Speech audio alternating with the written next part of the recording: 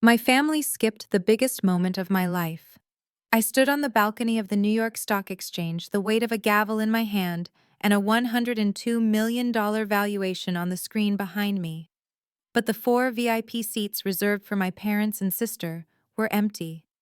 I thought they were stuck in traffic. I thought there was an emergency.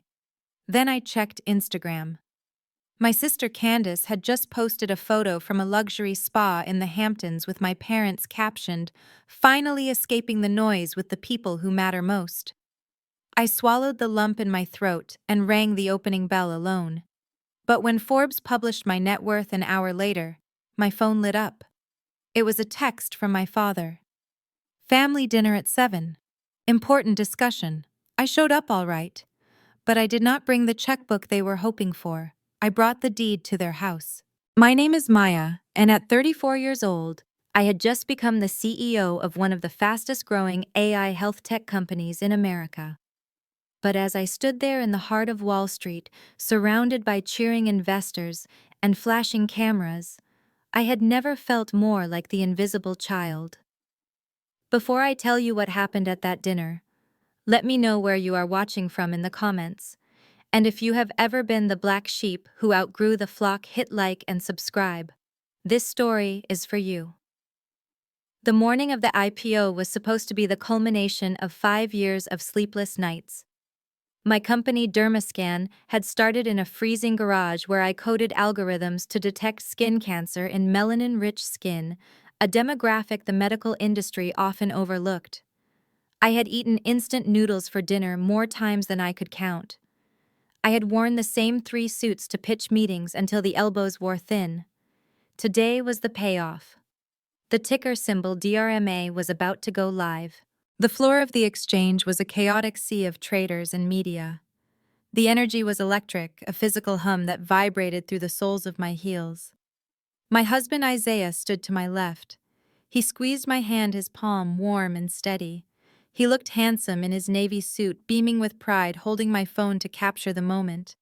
But my eyes kept drifting to the right, to the small roped-off VIP section I had fought to secure.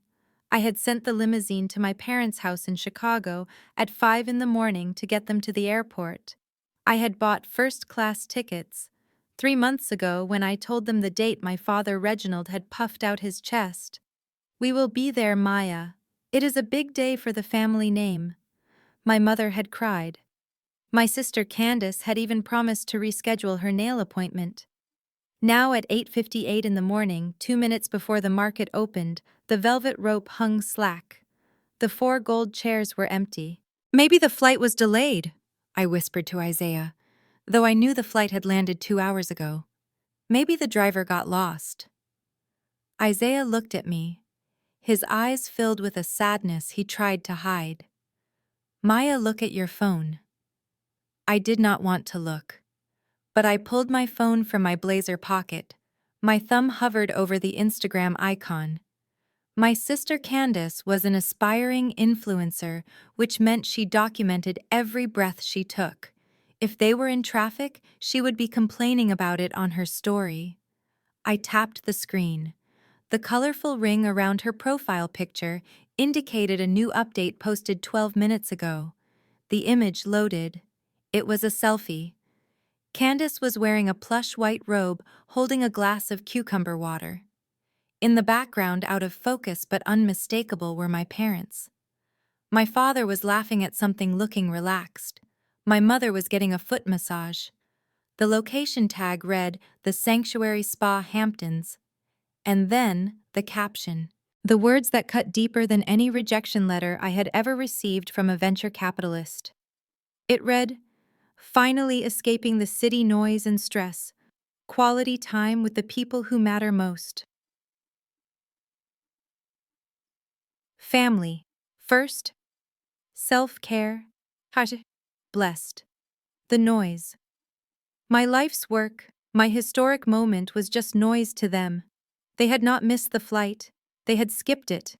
They had cashed in the first-class tickets I bought them and used the credit to fly to the Hamptons instead.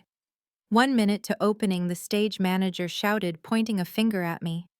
I felt the blood drain from my face, The room started to spin. They chose a spa day over the defining moment of my career. But of course they did. Candace was the golden child. If Candace wanted a spa day, the world stopped. If Maya was ringing the bell at the NYSE, it was an inconvenience. Maya Isaiah whispered, gripping my shoulder firmly. Look at me. You built this. You, not them. You are here because of your work. Do not let them steal this from you. Ring that bell. I looked at the empty chairs one last time. I thought about the garage. I thought about the way my father used to tell me that computer science was a man's job, and I should learn to cook like Candace. I thought about the way my mother would sigh whenever I talked about my algorithms, asking why I could not just marry a rich banker like Candace's husband Hunter. The countdown began on the massive screens. 10, 9, 8. I forced a smile onto my face. It was a mask. A shield. I straightened my spine. I was Maya Johnson, CEO of $100 million company. I was not the disappointed daughter anymore. 5, 4, 3. I reached for the gavel. The wood felt heavy and cool. The crowd was chanting. The cameras were zooming in.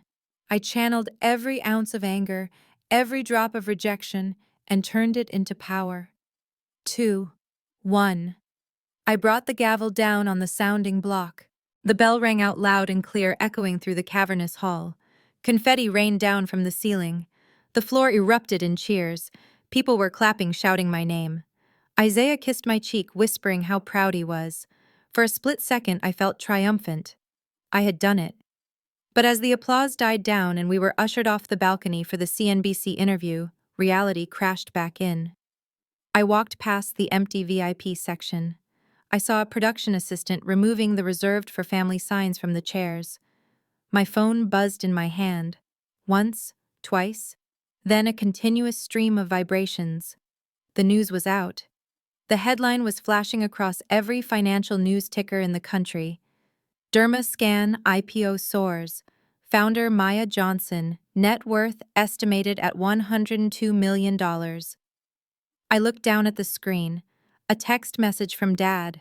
I expected an apology, maybe a lie about a flat tire, maybe, just maybe, a congratulations. I opened the message. Reginald Johnson.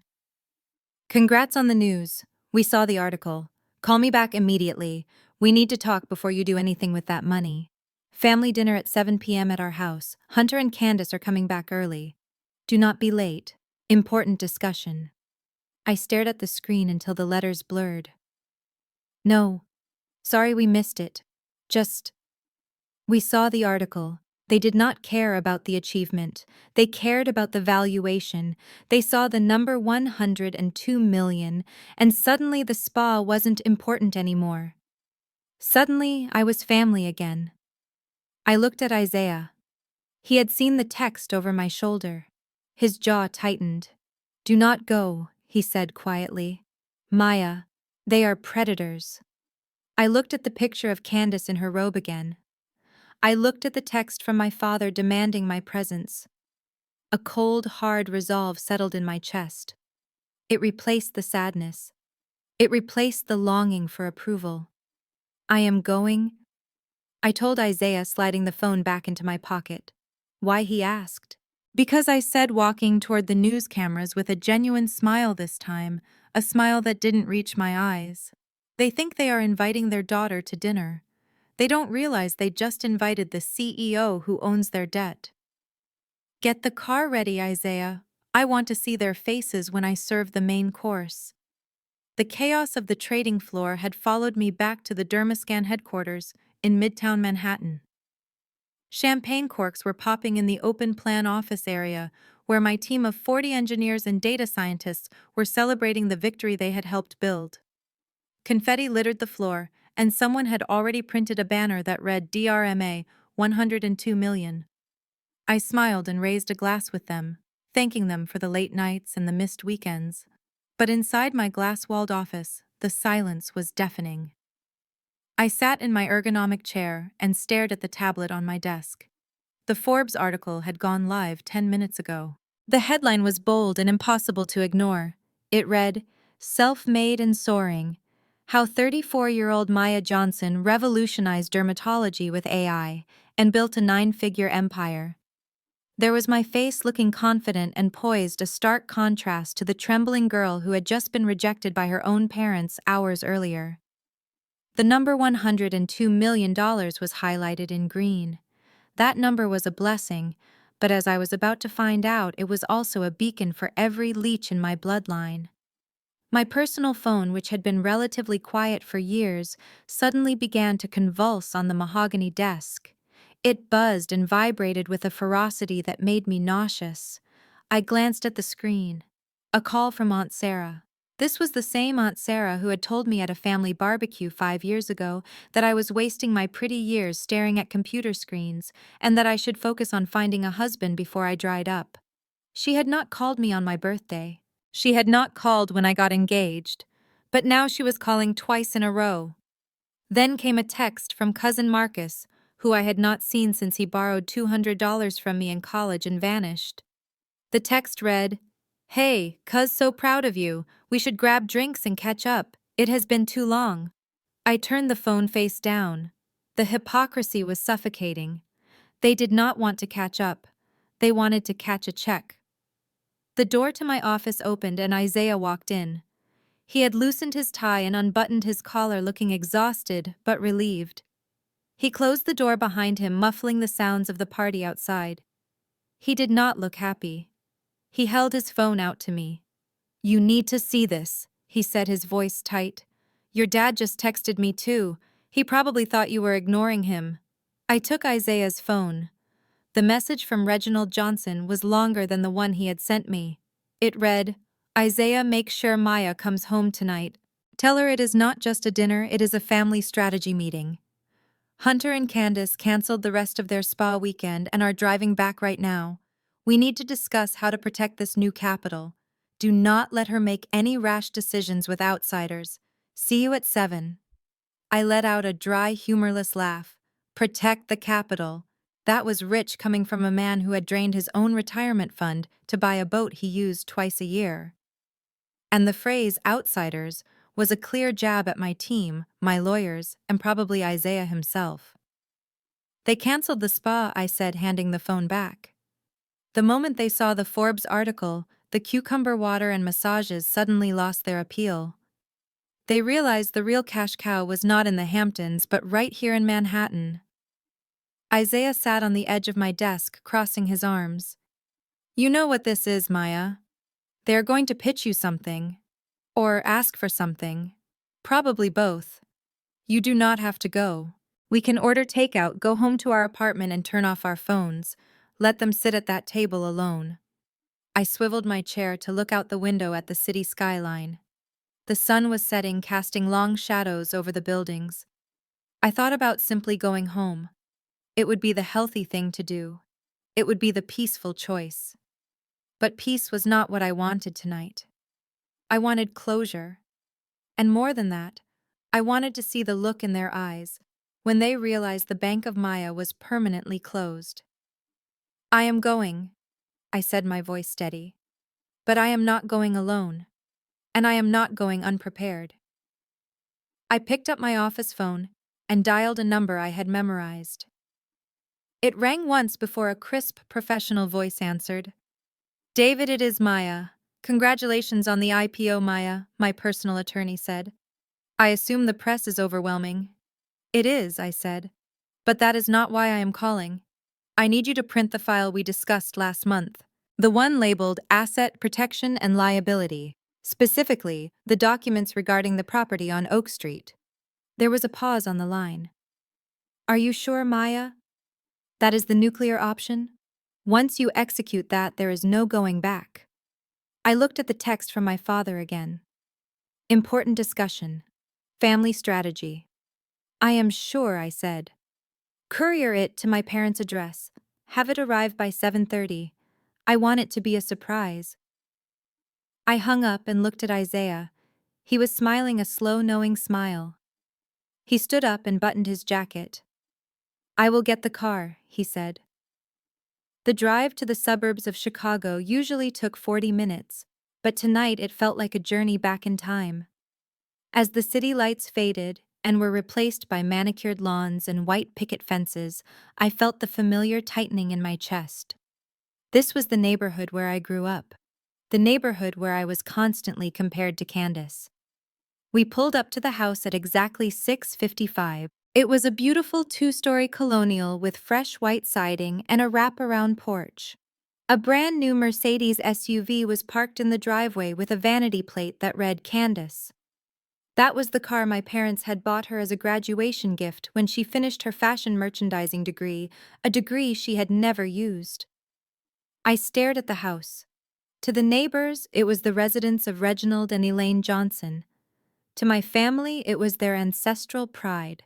But to me, it was a ledger of lies. 5 years ago, Dad had made a bad investment in a friend's restaurant. He had lost nearly everything and was on the brink of foreclosure. He had called me in the middle of the night, weeping, begging me not to let them lose the family home. I had just started making real money with Dermascan, so I stepped in. I paid off the arrears. I refinanced the mortgage in my name to get a better rate. For the last 60 months, the mortgage payments had been automatically deducted from my account. But there was a catch. Dad was too proud to let anyone know his daughter saved him. So he told everyone, including Candace and Hunter, that the house was fully paid off, thanks to his savvy investing. He told them Candace helped with the maintenance costs, which was a lie. Candace had never paid a bill in her life. I watched the front curtain twitch. My mother was peeking out, waiting for us. "Are you ready?" Isaiah asked, turning off the engine. I checked my makeup in the rearview mirror. I applied a fresh coat of red lipstick. It was like war paint. I reached into my bag and touched the cold hard drive that contained the evidence of Hunter's financial history, something I had dug up when I first suspected he was a fraud. Between the lawyer coming with the deed to the house and the information I had on Hunter, this dinner was going to be memorable. "I am ready," I said. I stepped out of the car. The evening air was cool. I walked up the driveway, my heels clicking rhythmically on the concrete. I was walking into the lion's den, but for the first time in my life, I wasn't the prey. I was the hunter. I reached for the brass doorknob, took a deep breath, and pushed the door open. The smell of fried chicken and greed hit me instantly. The aroma of buttermilk fried chicken and collard greens hit me the moment the mahogany door swung open. It was a scent that usually signaled Sunday comfort memories of better times before I became the family outcast. But tonight the smell felt heavy, cloying like a trap baited with nostalgia. My mother Elaine stood in the doorway wearing her best silk blouse and a smile so wide it looked painful. Before I could even say hello, she lunged forward, wrapping me in an embrace that squeezed the air from my lungs. "Maya, baby.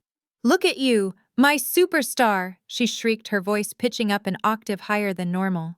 She smelled of expensive lavender perfume, a scent I knew she only wore for church and bank loan interviews.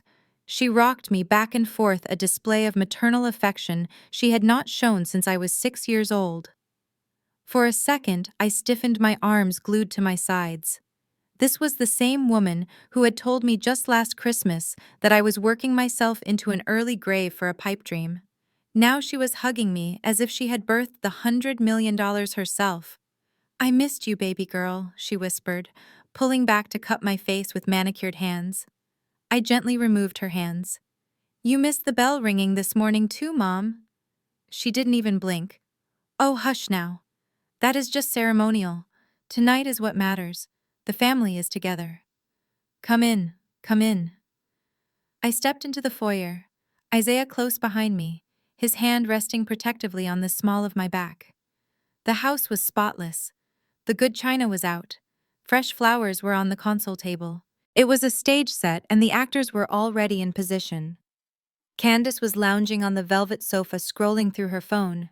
She looked up, and for a moment her eyes narrowed with genuine jealousy before the influencer mask slid into place. She jumped up, her brand new orange Hermes Birkin bag swinging conspicuously from her arm. "OMG, Maya!" she squealed, rushing over to air kiss my cheek. I saw the article. You look fierce, but honestly, that blazer? You need a stylist now. You represent the family brand. She posed, making sure the Birkin was front and center. Do you like it? Hunter got it for me as a pre-celebration gift. I mean, since you are loaded now, maybe you can get me the matching one in crocodile skin. We could be twinsies. Imagine the engagement on my feed. I looked at the bag. It was worth more than the car I drove for the first 3 years of my startup. That is a nice bag, Candace, I said flatly. I hope you kept the receipt. Before she could respond, Hunter emerged from the dining room. He was wearing a navy suit that fit a little too tightly across the chest, the kind of aggressive tailoring meant to signal power. He walked with the swagger of a man who owned the place, even though I knew his credit score was probably lower than the temperature outside. There she is, the woman of the hour, Hunter boomed. He bypassed Isaiah completely and extended a hand to me. His grip was firm, bordering on crushing. A dominance play. I let go of his hand quickly. Hello, Hunter. He leaned against the doorframe, swirling a glass of scotch. I read the Forbes piece. Impressive numbers, Maya.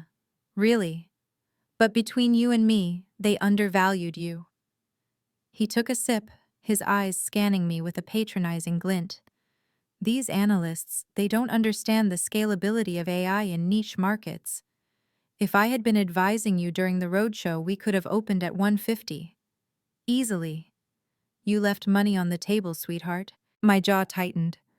Hunter, whose last job was managing a crypto portfolio that went to zero, was explaining my valuation to me. I think the market spoke quite clearly, Hunter, I replied, keeping my voice cool. He chuckled, a dismissive sound. The market is emotional, Maya. You need a steady hand at the wheel now. But we will get to that. Let's eat. I am starving. We moved into the dining room. The table was groaning under the weight of the food. Macaroni and cheese with the burnt edges, just how I liked it. Candied yams. Cornbread. It was a feast fit for royalty or a condemned prisoner. My father Reginald sat at the head of the table. He stood up as I entered, buttoning his jacket. He looked older than I remembered, his hair grayer, but his posture was still rigid with that old-school patriarchal pride. He did not hug me. He simply nodded, gesturing to the seat to his right. Sit, Maya. Isaiah, you can sit there next to Hunter. We sat. The tension in the room was thicker than the gravy. Mom bustled around serving plates, piling high mounds of food onto my porcelain dish. Eat, eat, she urged. You look thin. They don't feed you right in that city. I took a bite of the mac and cheese. It was delicious, which made me angry. It tasted like home, and I hated that they could still reach me through these simple sensory triggers. So Dad began wiping his mouth with a linen napkin. He didn't ask how I was. He didn't ask about the technology I had built. He looked around the table, expanding his chest. I have been thinking all day about this success, and I realized this is the result of the Johnson work ethic. I nearly choked on my cornbread. Isaiah reached for his water glass, hiding a smirk. Dad continued, his voice taking on a sermon-like quality. I know I was hard on you growing up, Maya. I pushed you. I was strict. I didn't let you run wild. I told you that the world would not hand you anything because of the color of your skin. And today proves I was right. My discipline made you strong. I put my fork down. The metal clinked loudly against the china. You told me coding was for boys, Dad. You told me to go to nursing school because it was safe. You refused to co-sign my first business loan. Dad waved his hand dismissively, as if swatting away a fly. That was reverse psychology. I needed you to have grit. If I had made it easy, you would have ended up soft. Look at you now. A CEO. That didn't happen by accident. That is my legacy flowing through your veins. Candace chimed in, her mouth full of yams. Totally. We all sacrificed for this. I mean, I stayed out of your way so you could study. I was the social one so you could be the nerd. We are like a team. Hunter nodded solemnly. Exactly. A team. And now that you have reached the summit, Maya, the game changes. Wealth creation is one thing. Wealth preservation. That is a man's game. I looked at Isaiah. He was staring at his plate, his knuckles white as he gripped his fork. He wanted to speak to defend me, to tell them they were delusional, but he respected my wish to handle this. What are you trying to say, Hunter? I asked, locking eyes with my brother-in-law. Hunter smiled, the kind of smile a shark gives before it bites. He reached under the table and pulled out a thick leather portfolio. He placed it on the table, pushing aside the bowl of collard greens. Dad cleared his throat. He looked at the portfolio, then at me. His expression shifted from proud father to serious businessman. Maya, listen. Having $100 million puts a target on your back. You are a young woman. You are emotional. You have a husband who is, well, an artist. Isaiah is an architect, I corrected sharply. Same difference, Dad said. He is not a finance man. We cannot risk this money leaving the family bloodline. We cannot risk you making a mistake because you are overwhelmed. Hunter opened the portfolio. The papers inside were crisp, heavy legal stock. Dad continued. Hunter and I have been discussing this for weeks. We have come up with a solution to protect you. To protect us. Hunter slid the document across the tablecloth. It stopped right in front of my plate. The bold header at the top read, "The Johnson Family Revocable Trust." What is this? I asked, though I already knew. It is a shield, Hunter said, his voice dripping with false concern. It consolidates your assets, your shares in Dermascan, your liquid cash, everything. It puts it into a trust managed by the family board. And who is on this board? I asked, flipping the page. Dad sat up straighter. I will be the chairman, of course. Hunter will be the chief investment officer, given his background on Wall Street. You and Candace will be beneficiaries. You will get a generous monthly allowance, Maya. Enough to live like a queen without the headache of managing the capital. I looked up. They were serious. They actually believed that after I spent 5 years building a company from scratch, I would hand over the keys to a failed restaurant owner and a disgraced hedge fund manager. Dad pointed a calloused finger at the signature line. We are doing this because we love you, Maya. We don't want to see you lose it all. Sign it. Tonight. Let's make this official so we can really celebrate. I looked at the pen Hunter was holding out to me. It was a Mont Blanc. Expensive. Probably bought with money he didn't have. I reached out and took the pen. The room went silent. Candace stopped chewing. Mom leaned forward, her eyes wide with anticipation. They thought they had won. They thought the little girl who sought their approval was still sitting in this chair. But she wasn't. I held the pen, feeling its weight. Then I looked at my father and smiled. A cold, dangerous smile. You want to protect the family assets? I asked softly. Yes, Dad breathed out. I am glad you said that, I replied, because I have some documents of my own. I dropped the pen. It rolled across the table and fell onto the floor with a soft clatter. Then I reached into my purse. The leather portfolio hit the table with a heavy thud that rattled the silverware. It was a calculated move designed to assert dominance and signal that playtime was over. Hunter did not just place the documents down. He presented them like the 10 Commandments. He unbuttoned his suit jacket, allowing his stomach to press against the white linen tablecloth, and clasped his hands together on top of the leather binder. He looked at me with the pitying expression a teacher might give a slow student.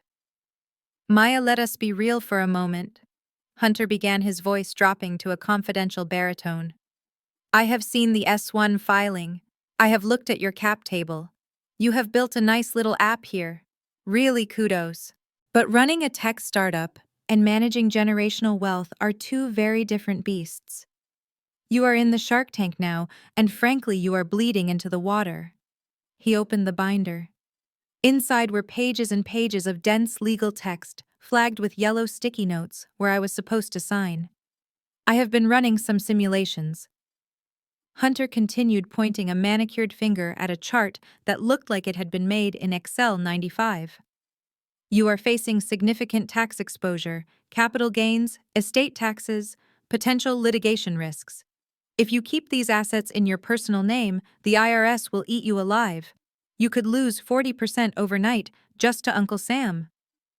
He paused for dramatic effect, looking at my father to make sure his audience was captivated. Dad nodded gravely, his brow furrowed.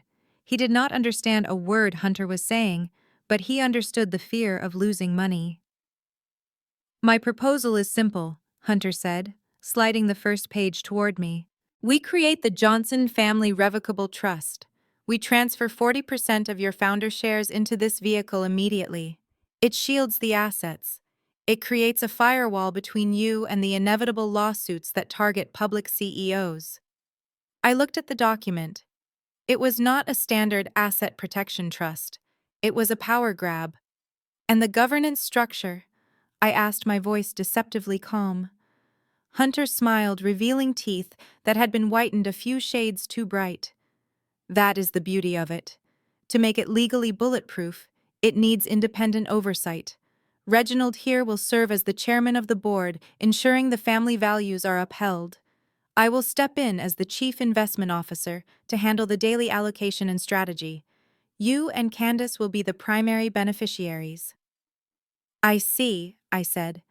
"So I generate the wealth, Dad controls it, and you play with it." "It is not playing." Maya Hunter snapped his mask, slipping for a fraction of a second. "It is high-level asset management. Look, let's be honest. You are a coder, you are an engineer, you are brilliant at algorithms, I am sure. But finance, the markets, that is a man's game. It requires a certain temperament. Women in tech, well, the statistics show they burn out. They get emotional. They make bad calls when the pressure hits. We are trying to take that burden off your shoulders so you can focus on your little dermatology project." My little dermatology project was worth more than his entire bloodline, but I stayed silent. I wanted them to dig the hole deeper. Candace, sensing an opening to attack, leaned forward. She swirled her wine glass, looking from me to Isaiah. "Hunter is right, Maya," she said, her voice dripping with poison. "I mean, look who you are taking advice from." She pointed a long acrylic fingernail at Isaiah. "No offense, Isaiah, but you draw houses for a living. You are an architect. Hunter worked on Wall Street. He managed millions while you were picking out tile samples. If I were you, Maya, I would trust the expert in the family, not the guy who thinks a hammer is a financial tool." Isaiah started to rise from his chair. The veins in his neck were bulging. He had tolerated the snide remarks about his career for years, but being told he was less of a man because he didn't work in finance was the breaking point. "Sit down, Isaiah," I said softly, placing my hand on his forearm. He looked at me, his eyes blazing.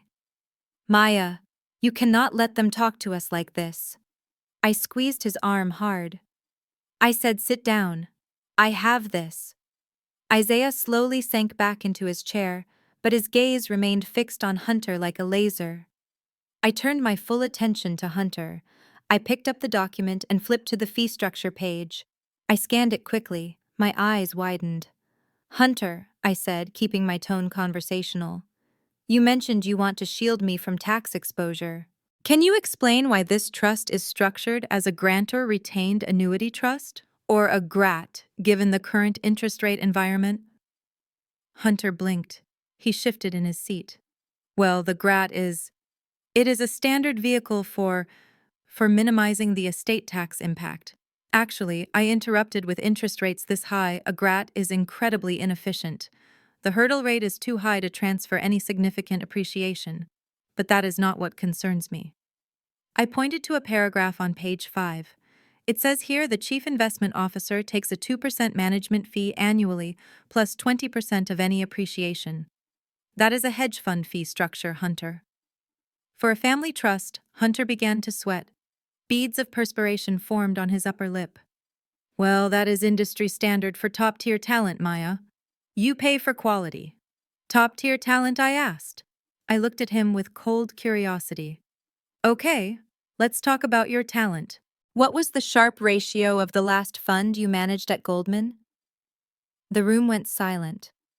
Dad looked back and forth between us, sensing the shift in power but not understanding the vocabulary. The sharp ratio, Hunter stammered. He tugged at his collar. Look, historical data is irrelevant. I am talking about forward-looking alpha. I did not let him up for air. It is a simple question, Hunter. The Sharpe ratio measures risk-adjusted return. If you are going to manage $40 million of my money, I need to know you understand risk. So, was it above 1? Was it negative? Because looking at this fee structure, you seem to value your services very highly. Hunter's face turned a mottled shade of red. You are getting bogged down in technicalities. This is about family, this is about trust. I slammed the portfolio shut. The sound echoed like a gunshot. No, Hunter. This is about theft. You are trying to lock my shares into a trust where I have no voting rights. Charge me exorbitant fees to manage money. You have no idea how to invest, and put my father as a figurehead so you can drain the liquidity. You do not know what a Sharpe ratio is, because you were never a portfolio manager.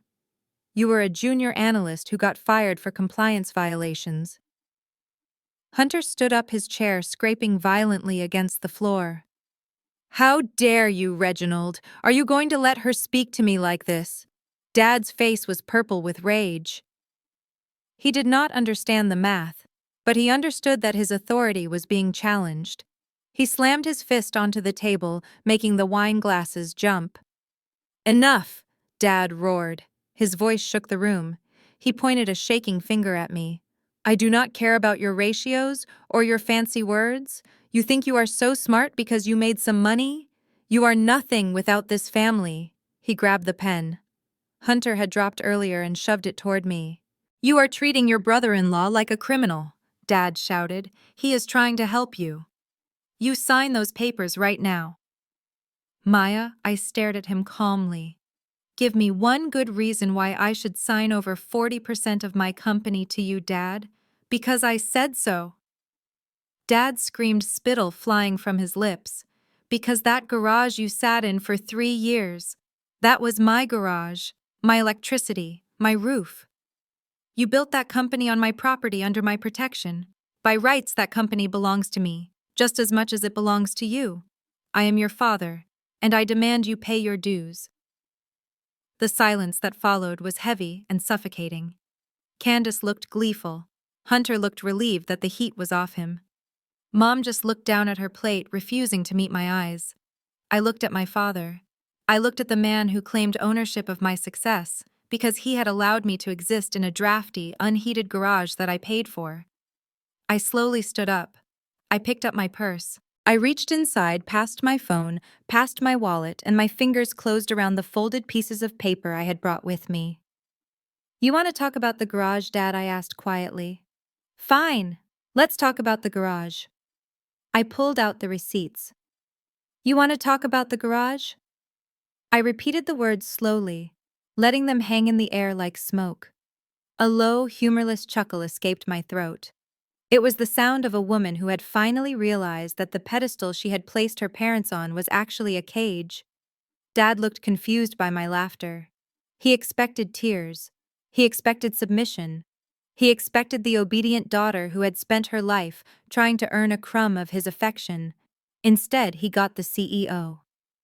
I reached into my bag and pulled out a plastic Ziploc bag containing a stack of small yellowed pieces of paper.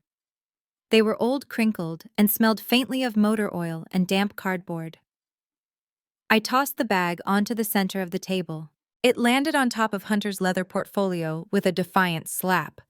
Open it, I said, my voice razor sharp. Dad stared at the bag. What is this? It is the ledger of your so-called support, I replied. Go ahead. Read the top one. Dad hesitated, his hand trembling slightly as he picked up the first slip of paper. He squinted at his own handwriting. August 1st, 2018. I recited from memory. Rent for garage space, $1,000, plus $200 for electricity surcharge, paid in cash. I leaned forward, locking eyes with him. You charged me $1,200 a month to work in a concrete box with no insulation. When the pipes froze that first winter and I had to code in a parka and fingerless gloves. Did you offer me a space heater? No. You charged me an extra $50 a month to plug in my own heater because you said I was running up your bill. Gasps went around the table. Mom put a hand to her mouth. Candace looked at Dad, blinking rapidly. You charged her rent? Candace asked, her voice small. You told us you gave her that space for free to help her get on her feet. You told everyone at church you were her angel investor. Dad's face flushed a deep, embarrassed crimson. He slammed the receipt down. It was a business arrangement. I was teaching her the value of $1. Real estate isn't free, Maya. Exactly, I said, standing up. It was a business arrangement, a transaction. I paid you $36,000 over 3 years for a space that was legally uninhabitable.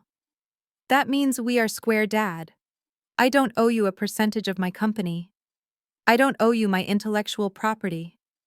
And I certainly don't owe you my dignity. I turned my gaze to Hunter. He was trying to shrink into his chair, looking everywhere except at me. He reached for his water glass, his hand shaking so badly that ice cubes clinked against the crystal. And you, I said, shifting my target. The financial genius.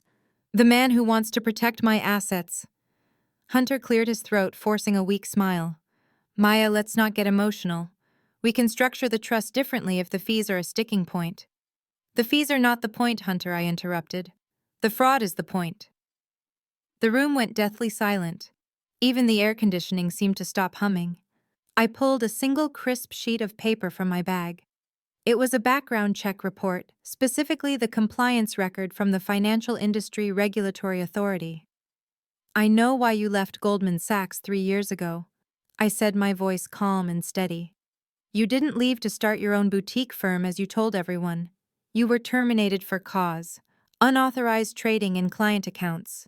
You tried to cover up a 6-figure loss by moving money between accounts without authorization. You were barred from the industry for 5 years. I slid the paper across the table.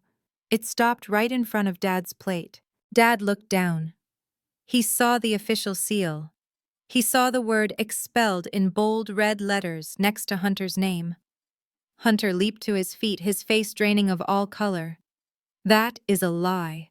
That is a fabrication. She forged that. Reginald, don't listen to her. She is jealous of our success.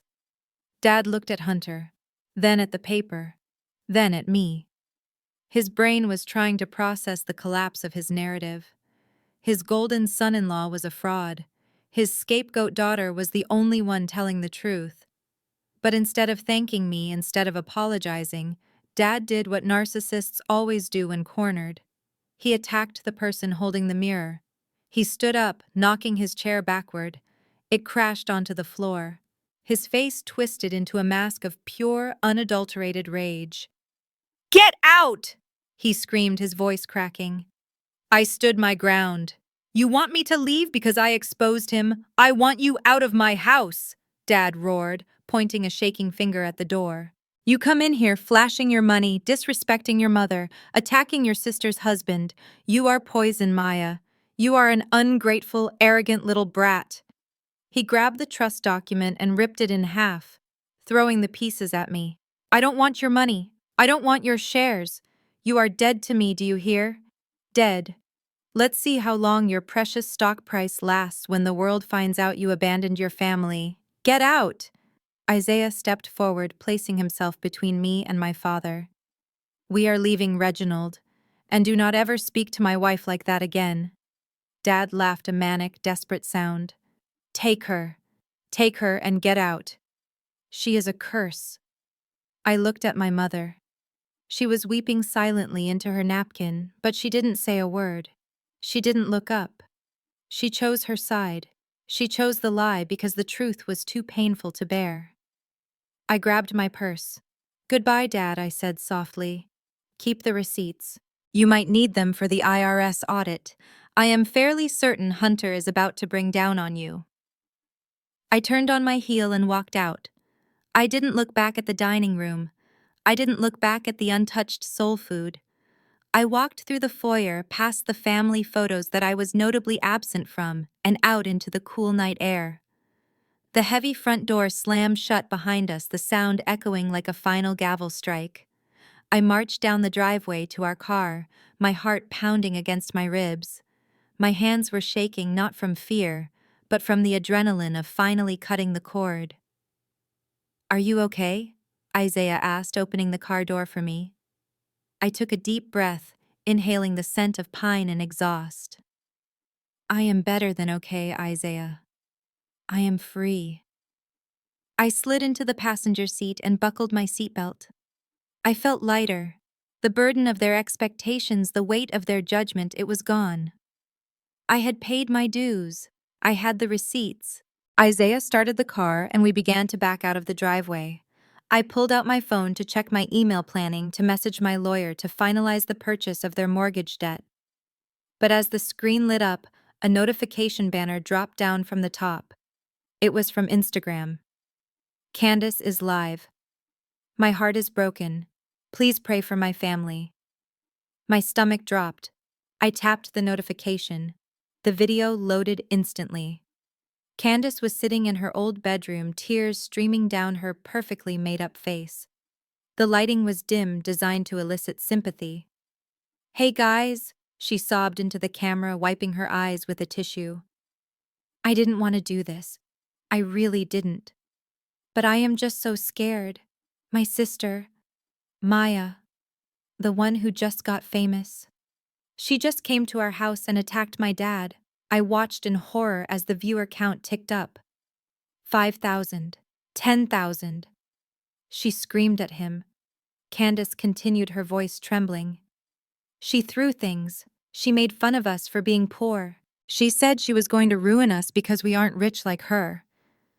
My dad is having chest pains right now. We are waiting for the ambulance. I just don't understand how money can change people like this." The comments were flying by faster than I could read them. "Cancel Maya Johnson. Boycott Derma Scan. What a monster. Rich people are evil." I stared at the screen, the blue light illuminating the car. They were not just disowning me, they were destroying me. "Isaiah," I said, my voice barely a whisper. Drive. Drive fast." The war hadn't ended at the dinner table. It had just moved to a battlefield where the truth didn't matter, only the performance did. And Candace was winning an Oscar. The morning sun that filtered into my penthouse apartment felt more like an interrogation light than a new beginning. I had barely slept, the adrenaline from the night before curdling into a knot of anxiety in my stomach. I reached for my phone on the nightstand, hoping that perhaps the silence from my family meant they were retreating, licking their wounds in shame. I could not have been more wrong. The first notification was from my PR crisis manager, Sarah. It was a single word: disaster. Below it was a link to a video that was already trending #1 on Twitter and YouTube. The title made my blood run cold. "The Truth About Maya Johnson: How America's Newest Tech Darling Abuses Her Elderly Parents." I clicked the link. The video opened with a somber piano track. Candace appeared on screen, her eyes red and puffy, clutching a tissue. She was not wearing her usual designer clothes. Instead, she wore a simple, oversized gray sweatshirt, looking small and vulnerable. It was a performance worthy of an Academy Award. "Hi, everyone," she whispered, her voice cracking perfectly. "I have debated posting this all night. I am shaking as I record this. But I cannot stay silent anymore. You all see the headlines about my sister Maya. You see the millions. You see the success. But you do not see what happens behind closed doors." The video cut to a grainy, shaky clip. It was from last night, but it had been heavily edited. It showed me standing up at the dinner table, my face contorted in anger as I shouted, "I don't owe you anything." Then it cut to my father, looking frail and confused, asking, "Why are you doing this to us?" It cut out the part where they demanded 40% of my company. It cut out the part where they admitted to charging me rent for a garage. It cut out the part where Hunter insulted my husband. It was just 10 seconds of me looking like a monster, followed by 5 minutes of Candace crying about how I had abandoned them, how I had physically shoved my mother a complete lie, and how I had mocked their financial struggles. My sister has changed. Candace sobbed into the camera. She came to our house last night, threw food at us, and told my dad he was pathetic for being poor. She said she owns us now. I am so scared for my parents. They are old. They don't deserve this. I stared at the screen, unable to breathe. The video had 2.5 million views. It had been up for 6 hours. I scrolled down to the comments. They were a cesspool of hatred. Boycott Dermascan. This woman is evil.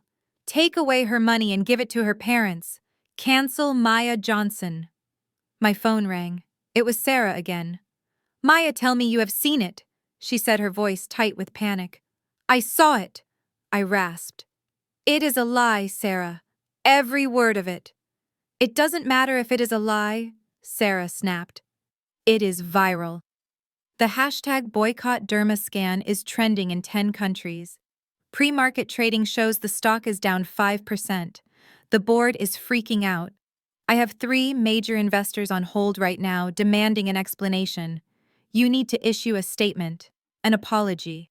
I sat up in bed, fury replacing the shock. I am not apologizing for something I didn't do. Maya, listen to me. This isn't about truth. It is about optics. You look like a rich, ungrateful brat who hates her family. That is poison for a brand built on care and inclusivity. I hung up on her. I walked into the living room. Isaiah was already awake, watching the large TV on the wall. He had the volume turned down low, but I recognized the face on the screen immediately. It was my father. He was sitting on a morning talk show couch, looking small and defeated. Hunter was sitting next to him, his hand placed supportively on Dad's shoulder. The chyron at the bottom of the screen read, "Exclusive." Heartbroken father speaks out. I turned up the volume. I just wanted her to be happy, Dad was saying, wiping a non-existent tear from his eye. I sacrificed everything for her education. I mortgaged my home to help her start that business. And now that she has made it, she won't even return my calls. She treats us like dirt. Last night broke my heart. The host, a woman known for her sympathetic interviews, leaned in. And is it true she threatened legal action against you? Dad nodded slowly. She brought out lawyers. She threatened to evict us, her own parents. I threw the remote control across the room.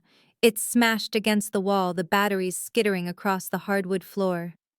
They are lying, I screamed. They are lying on national television. Isaiah stood up and walked over to me, wrapping his arms around my trembling frame. I know, baby. I know. It is a smear campaign. Hunter is orchestrating this. Look at him. I looked at the screen. Hunter was nodding solemnly, looking the picture of a concerned son-in-law.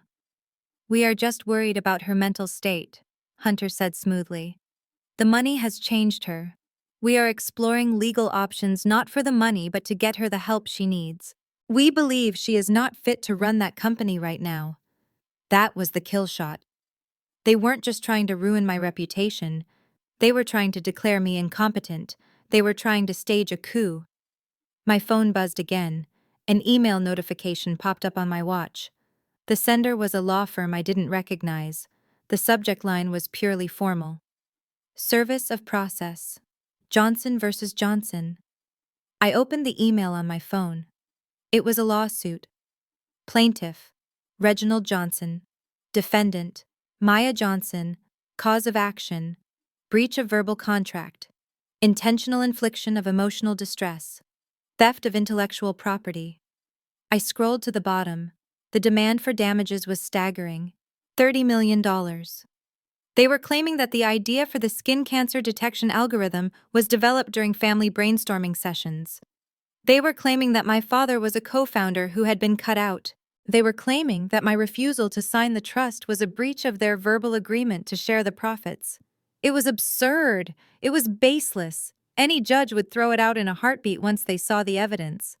But that wasn't the point. Hunter knew he couldn't win in court. He didn't want to go to court. He wanted to drag this out in the public eye. He wanted to bleed me dry with legal fees and bad press until I cut them a check just to make it stop. $30 million, I whispered. They want $30 million to go away. Isaiah looked at the email over my shoulder. He let out a low whistle. This is extortion, Maya, plain and simple. I walked to the window and looked down at the street below. Paparazzi were already gathering outside my building. I could see their long lenses pointed up at my balcony. I was trapped. If I fight this, the stock tanks, I said, my mind racing. If I pay them, I admit guilt, and they will come back for more in 6 months. There is a third option, Isaiah said. I turned to look at him. What?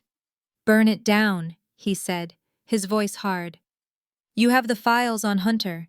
You have the evidence of his fraud. You have the receipts from the garage.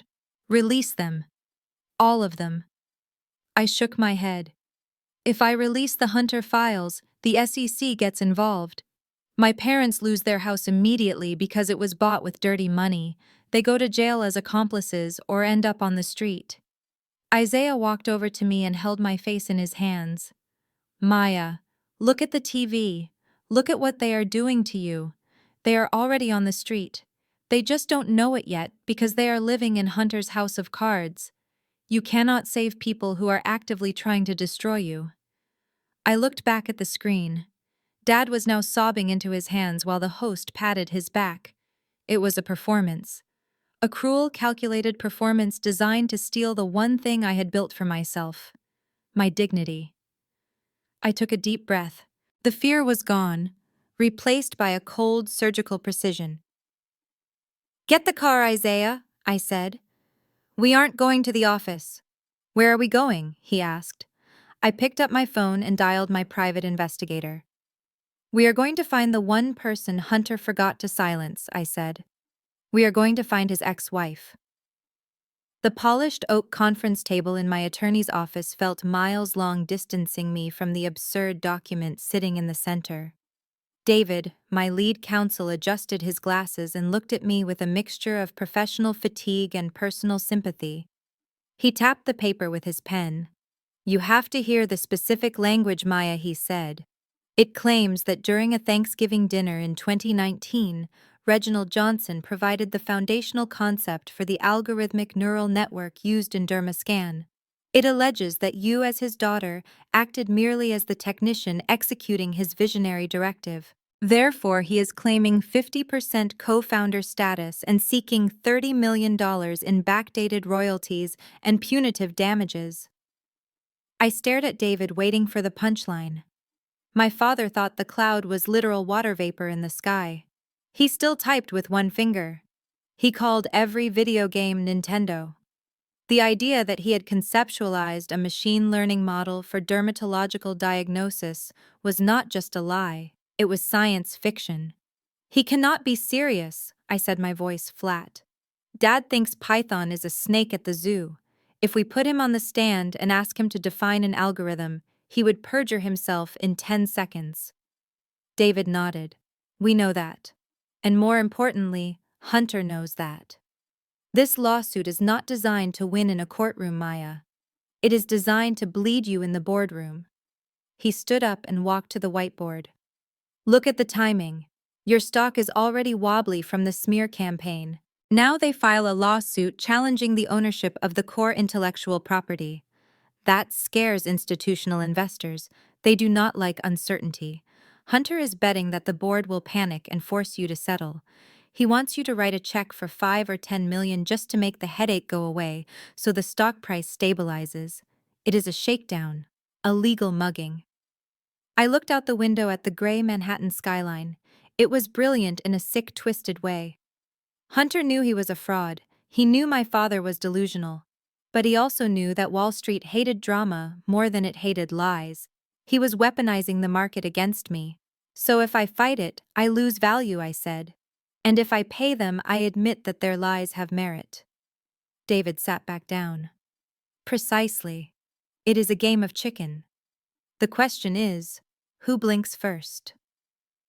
While I was sitting in a high-rise debating legal strategy, a very different conversation was happening 30 miles away in the kitchen where I grew up. My private investigator had planted a listening device in the flower pot on the porch days ago, and I listened to the recording later that evening.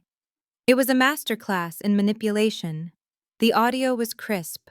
I could hear the hum of the refrigerator and the scratching of a pen on paper. Reginald.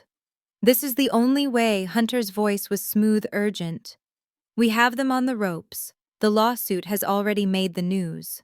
Her stock is down another 3% today. She is terrified. I heard my mother's voice shaky and uncertain. But Hunter mortgaging the house. This is our home. We finally own it, free and clear. What if we lose the case? What if Maya fights back? Hunter sighed, the sound of a patient man dealing with simpletons. Elaine, we are not going to lose. But litigation is expensive. My lawyers need retainers. We need to hire expert witnesses to testify that Reginald's ideas were the basis of her code. This money from the house is not spending, it is an investment. When we win, and we will win, Maya will have to pay legal fees plus the $30 million. You will get this money back 10 times over. Think of it as a bridge loan to your future. There was a silence. I could imagine my father sitting there, his ego bruised by our confrontation, desperate to regain the upper hand. She humiliated me, Reginald muttered. His voice was low and bitter. She came into my house, threw money in my face, and treated me like I was her employee. She thinks she is better than us because she got lucky with a computer program. She did not get lucky. Reginald. Hunter fed the fire. She stole from you. She stood on your shoulders and then kicked you in the face. Are you going to let her win? Are you going to let her keep everything while you scrape by on Social Security? No, Dad snapped. No. I am the head of this family. Then sign the papers, Hunter urged. Use the equity in this house to fund the war. Show her that you are not afraid. Show her that the Johnson name belongs to you, not her. But what about the payments? Mom asked weakly. If we take out $300,000, the monthly note will be high. We are on a fixed income. I will cover the payments, Hunter lied effortlessly. My investments are about to mature next month. I will handle the mortgage until the settlement check clears. You won't pay a dime. Trust me. I am doing this for us, for the family. I listened to the scratching sound of a ballpoint pen moving across paper. It was the sound of a guillotine blade dropping. My father, driven by pride and blinded by a con man, was signing away the only asset he had left, the house that I had secretly paid off for him. He was leveraging my gift to fund a war against me. The recording ended with the sound of papers being shuffled. Perfect, Hunter said. I will run this to the bank first thing in the morning. We will have the war chest by noon. I took off my headphones, feeling physically ill. Hunter was not just suing me. He was cannibalizing my parents. He knew that lawsuit was garbage. He knew there would be no settlement. He was simply extracting the last drop of equity from them before the ship went down. My phone buzzed on the desk. It was the private investigator, Marcus. Maya, you need to see the file I just sent over. Marcus said, his voice grim. I opened my secure email client. A PDF titled Project Ponzi popped up. I knew Hunter was bad, Marcus said, but I didn't know he was this active. I dug into the shell companies he is using to pay for that lifestyle. The cars, the clothes, the gala he is planning. None of it is real money. What is it? I asked, clicking open the file. It is a classic Ponzi scheme disguised as a crypto arbitrage fund, Marcus explained. He has been taking money from new investors to pay out fake returns to older ones. But the well is running dry. He is desperate for liquidity. That is why he is pushing for the lawsuit settlement. He needs a big injection of cash to keep the scheme floating for another few months. I stared at the flowcharts Marcus had created. The money from my parents' mortgage was not going to lawyers. He is not going to use the house money for the lawsuit, is he? I asked, feeling a cold pit in my stomach. No, Marcus replied. He is going to dump that $300,000 straight into the Ponzi to pay off a couple of angry investors who are threatening to go to the FBI. Your parents are not investors, Maya. They are the exit liquidity. Once he gets that check from the bank, that money is gone. And when the scheme collapses, the bank will foreclose on the house. I leaned back in my chair. My parents had just signed their death warrant. They had handed their home to a wolf who promised to guard the sheep. I looked at the time. It was late. The bank would open in 9 hours. I could call them. I could try to warn them. But after the smear campaign, after the lawsuit, after my father called me a thief on national television, would they even listen? Or would they think I was trying to sabotage their victory? I realized then that Isaiah was right. You cannot save people who are holding the match to their own gasoline. But you can make sure that when the explosion happens, the right person gets burned. Marcus, I said, my voice hardening. Let the transaction go through. Are you sure? Marcus asked. They will lose the house. I know, I said. But if we stop it now, they will just blame me for holding them back. They need to see the theft with their own eyes. Let Hunter cash that check. Let him think he has won. And while he is busy spending their money, I want you to find the one person who knows exactly where all the bodies are buried. Who is that? His ex-wife, I said. Find her. Pay her whatever she wants. I need her at that gala next week. I hung up the phone. The lawsuit was a distraction. The real war was about to begin, and I was done playing defense. Hunter wanted a settlement. I was going to give him a reckoning. The safe house Marcus used for his high-level investigations was a stark contrast to the chaotic noise of the internet. Here, in a windowless room illuminated only by the blue glow of server racks and multiple monitors, there were no hashtags, no sobbing live streams, and no emotional manipulation. There was only data. And data, unlike my family, never lied. Marcus sat at the main terminal, his fingers flying across a mechanical keyboard. He was a digital forensic specialist I had hired years ago to audit my company's security, and he was the only person I trusted to dissect the rotting carcass of Hunter's financial life. Isaiah stood behind him, arms crossed, his face grim. I pulled a chair up to the desk, watching the lines of code resolve into bank statements and wire transfers. "We are inside," Marcus said, his voice devoid of emotion. "I have bypassed the proxy servers he set up. We are looking at the raw ledger of the Sterling Capital Fund." "Show me," I said. Marcus hit a key, and a visualization appeared on the center screen. It looked like a spider web with hundreds of thin red lines radiating out from a central hub. "This is a classic Ponzi structure," Marcus explained, pointing to the center. "This is Hunter's operating account. These lines coming in are deposits from new investors. These lines going out are payments to early investors. There is no trading activity, no stock purchases, no crypto assets. He is just taking money from Peter to pay Paul." I scanned the list of names. Some I recognized: wealthy doctors from the country club, a few retired teachers from our church. Hunter had not just scammed strangers, he had hunted in our own backyard. But look at the cash flow, Marcus said, zooming in on the timeline. The inflow stopped 3 months ago. The well is dry. He has been defaulting on payments. That is why he is desperate. He needs fresh blood to keep the illusion alive. "And that is where my parents come in," I whispered. Marcus nodded slowly. He opened a new window. It showed a transaction time-stamped just 6 hours ago. The amount was $320,000. The source was First National Bank, a wire transfer from a home equity line of credit. The beneficiary was Sterling Capital. "There it is," Isaiah said, his voice thick with disgust. "The mortgage money." I felt a wave of nausea roll over me. My father had signed those papers yesterday, believing he was funding a legal war to protect his legacy. He believed he was paying top-tier lawyers to fight for his rights. "Where did it go?" I asked, pointing at the screen. "Did he pay a retainer to the law firm suing me?" Marcus shook his head. "Watch this." He tracked the money. It hit the Sterling Capital account at 9 in the morning. At 9:15, it was split into 3 chunks. One chunk went to pay the lease on Hunter's Porsche. Another chunk went to a luxury event planner for the upcoming gala. And the biggest chunk, $200,000, was wired immediately to an offshore account in the Cayman Islands. "He is not fighting a lawsuit," Maya Marcus said. "He is cashing out. He is skimming the last bit of cream before the milk goes sour. He is planning to run. I stared at the screen. My parents' home, the safety net I had secretly built for them, was gone. It was sitting in a numbered account in the Caribbean, waiting for Hunter to join it. And what about Candace, I asked. Does she know Marcus pulled up another file? This one was a credit report.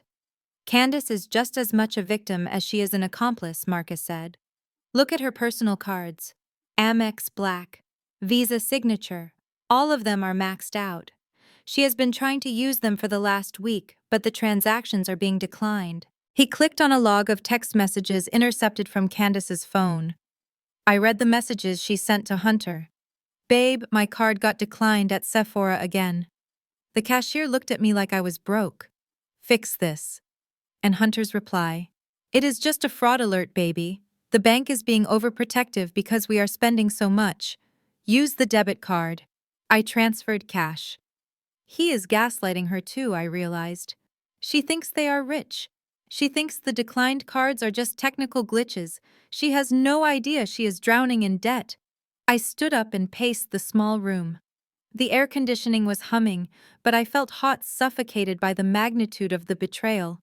My parents were not just broke. They were destitute. The moment the bank realized the equity was gone and the payments stopped, they would foreclose. My father, a man defined by his pride, would be homeless at 65. I have to tell them, I said, stopping in front of Isaiah. I have to call Mom. If I show them this, if I show them the wire transfer to the Caymans, they will stop the lawsuit. They will see that Hunter is the villain. I reached for my phone. My thumb hovered over my mother's contact. Isaiah reached out and gently covered my hand with his. Maya, stop. I looked at him, tears stinging my eyes. Isaiah, they are going to lose everything. That is still my mother.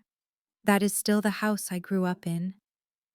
Isaiah took the phone from my hand and set it down on the desk. Think about what happened yesterday, Maya, he said, his voice firm but compassionate. Think about the live stream. Think about your father on national television calling you a thief.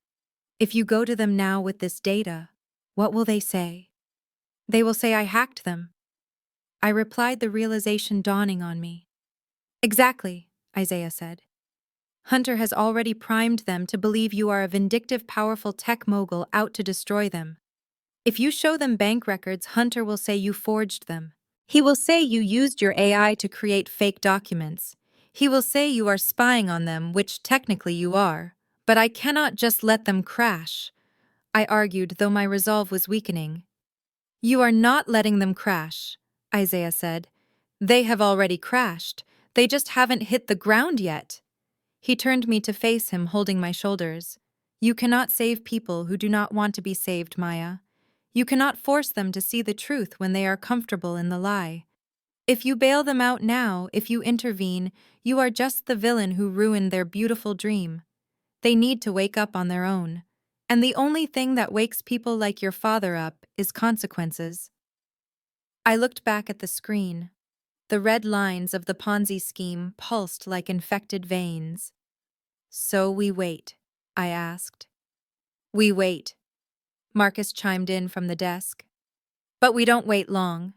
I found the invitation list for the gala Hunter is hosting next week. The gala, I repeated. The one he is using my parents' mortgage money to pay for. Yes, Marcus said. He is billing it as the launch of the Johnson Family Foundation. He invited every high net worth individual in Atlanta. He is going to try to raise one last round of capital before he disappears. That is the stage, Isaiah said. That is where he feels safe. That is where he will be arrogant. I looked at the invitation Marcus pulled up on the screen. It was gold and black, elegant and expensive. It promised a night of luxury and legacy. If I expose him now in private, he runs, I said, thinking aloud. He takes the Cayman money and vanishes. My parents are left with the debt and no answers. Correct, Marcus said.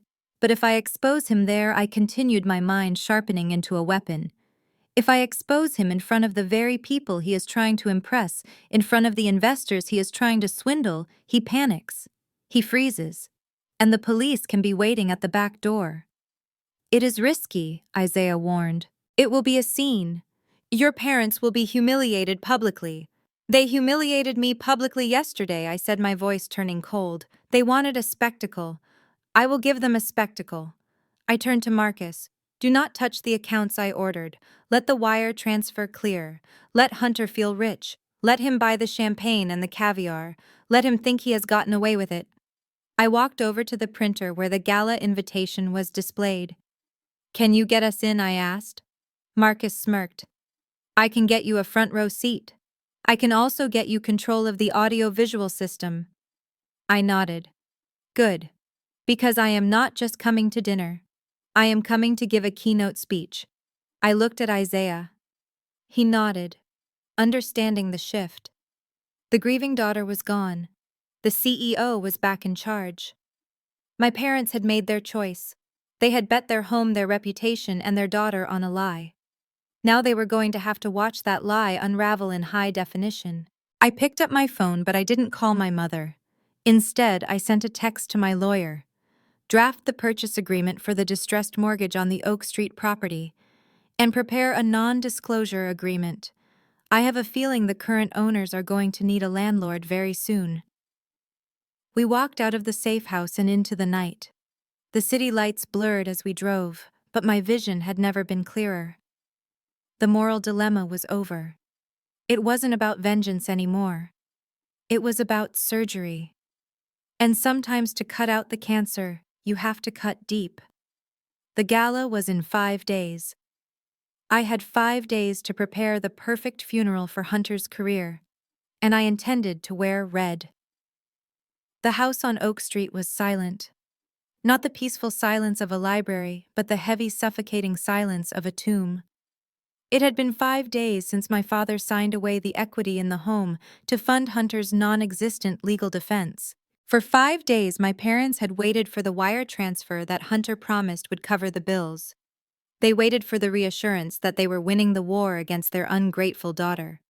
Instead, they got a foreclosure notice taped to the front door and a house full of dead appliances. At 2 in the afternoon on a Tuesday, the electricity cut out. The hum of the refrigerator died. The air conditioning unit outside sputtered and ground to a halt. In the sweltering Atlanta heat, the house began to bake. My mother Elaine, panic rising in her chest, did what she always did when reality became too difficult to handle. She called the golden child. I know this because I had access to the call logs, but I didn't need a spy to imagine the conversation. Mom called Candace 3 times before my sister finally picked up. Mom! I am literally in a fitting right now. Candace hissed into the phone, the background noise of a busy boutique audible behind her. What is it, Candace? The lights are out? Mom cried, her voice trembling. The water is off too. The man from the utility company just left. He said the bill has not been paid in 4 months. Hunter said he was handling the utilities. He said he put everything on autopay through his company account. There was a pause on the line. Candace did not gasp.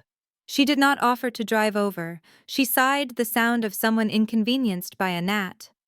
Mom, Hunter is moving millions of dollars around right now for the lawsuit, Candace said, her tone dismissive. Sometimes when you move large assets, the small accounts get flagged or frozen temporarily. It is just a banking glitch. Do not be dramatic. It is 90 degrees in here, Candace. Mom shouted, desperation cracking her voice. All the food in the freezer is going to spoil. I need you to come pick us up. Or send us some money to go to a hotel.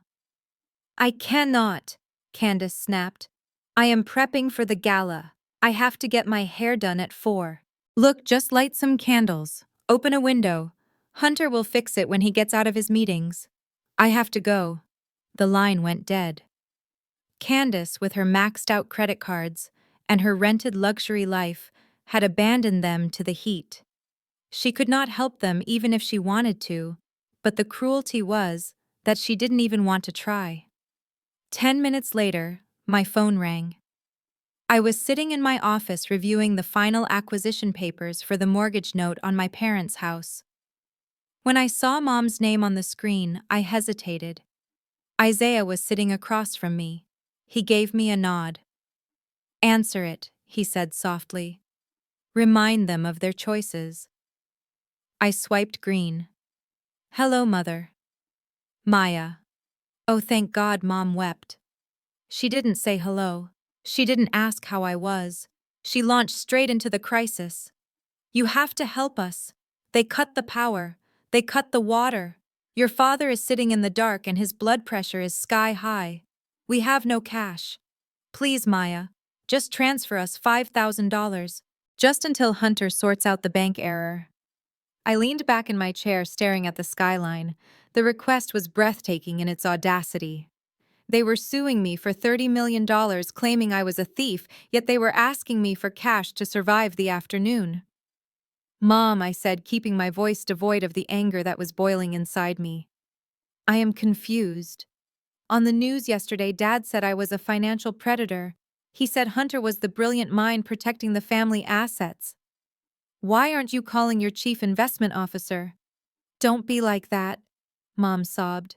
This is an emergency. We are your parents. You cannot leave us in the heat. We are elderly. You are 60, Mom, I said. You are not invalid. And you are not victims of a disaster. You are victims of your own greed. You signed the equity over to Hunter. He took $300,000 out of your house 5 days ago. Are you telling me he didn't pay the light bill? He did pay it. Mom insisted, clinging to the lie. It is a system error. He told us the bank froze the accounts because of the lawsuit expenses. It is your fault, really. If you hadn't forced us to sue you, none of this would be happening. I closed my eyes. There it was. Even in the dark, even sweating in a house they were about to lose, it was still my fault. I cannot help you, Mom, I said coldly. If I send you money, it undermines my legal position in the lawsuit you filed against me. My lawyer has advised me not to interfere with the plaintiff's financial situation. You wanted a legal battle. This is what it looks like. Call Hunter. I hung up before she could guilt me further. My hand was shaking. It went against every instinct I had to leave them suffering, but Isaiah was right. If I saved them now, they would never see the truth. They would think Hunter fixed it. They needed to sit in that dark, hot house and realize that their golden boy had left them to rot. Back on Oak Street, as the sun went down and the house turned pitch black, my father refused to leave. He sat in his armchair by the window, fanning himself with a folded newspaper. It will be back on any minute, Dad muttered to Mom, who was lighting a vanilla-scented candle on the dining table. Hunter sent me a text. He said he is on the phone with the CEO of the power company right now. He is going to get heads rolling for this mistake. But the lights did not come on. They ate peanut butter sandwiches by candlelight, the silence of the house amplified by the terrifying reality that they had no money, no power, and no one coming to save them. The next morning, the power was still out. But a courier arrived. He didn't bring a check. He brought 2 garment bags and a heavy cream envelope. Mom opened the envelope with trembling hands. Inside was a printed letter from Hunter on thick gold-embossed stationery. Dear Mom and Dad, the letter read, apologies for the utility mix-up. My team is working on it. In the meantime, we have a bigger mission, to counter Maya's smear campaign and show the world that the Johnson family is united and prosperous.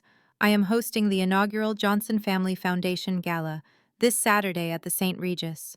I have enclosed your outfits, a tuxedo for Reginald and a gown for Elaine. Your attendance is mandatory. We need to look successful to attract the investors who will help us win the lawsuit. A car will pick you up at 6. Do not be late. Love, Hunter. Dad touched the tuxedo sleeve.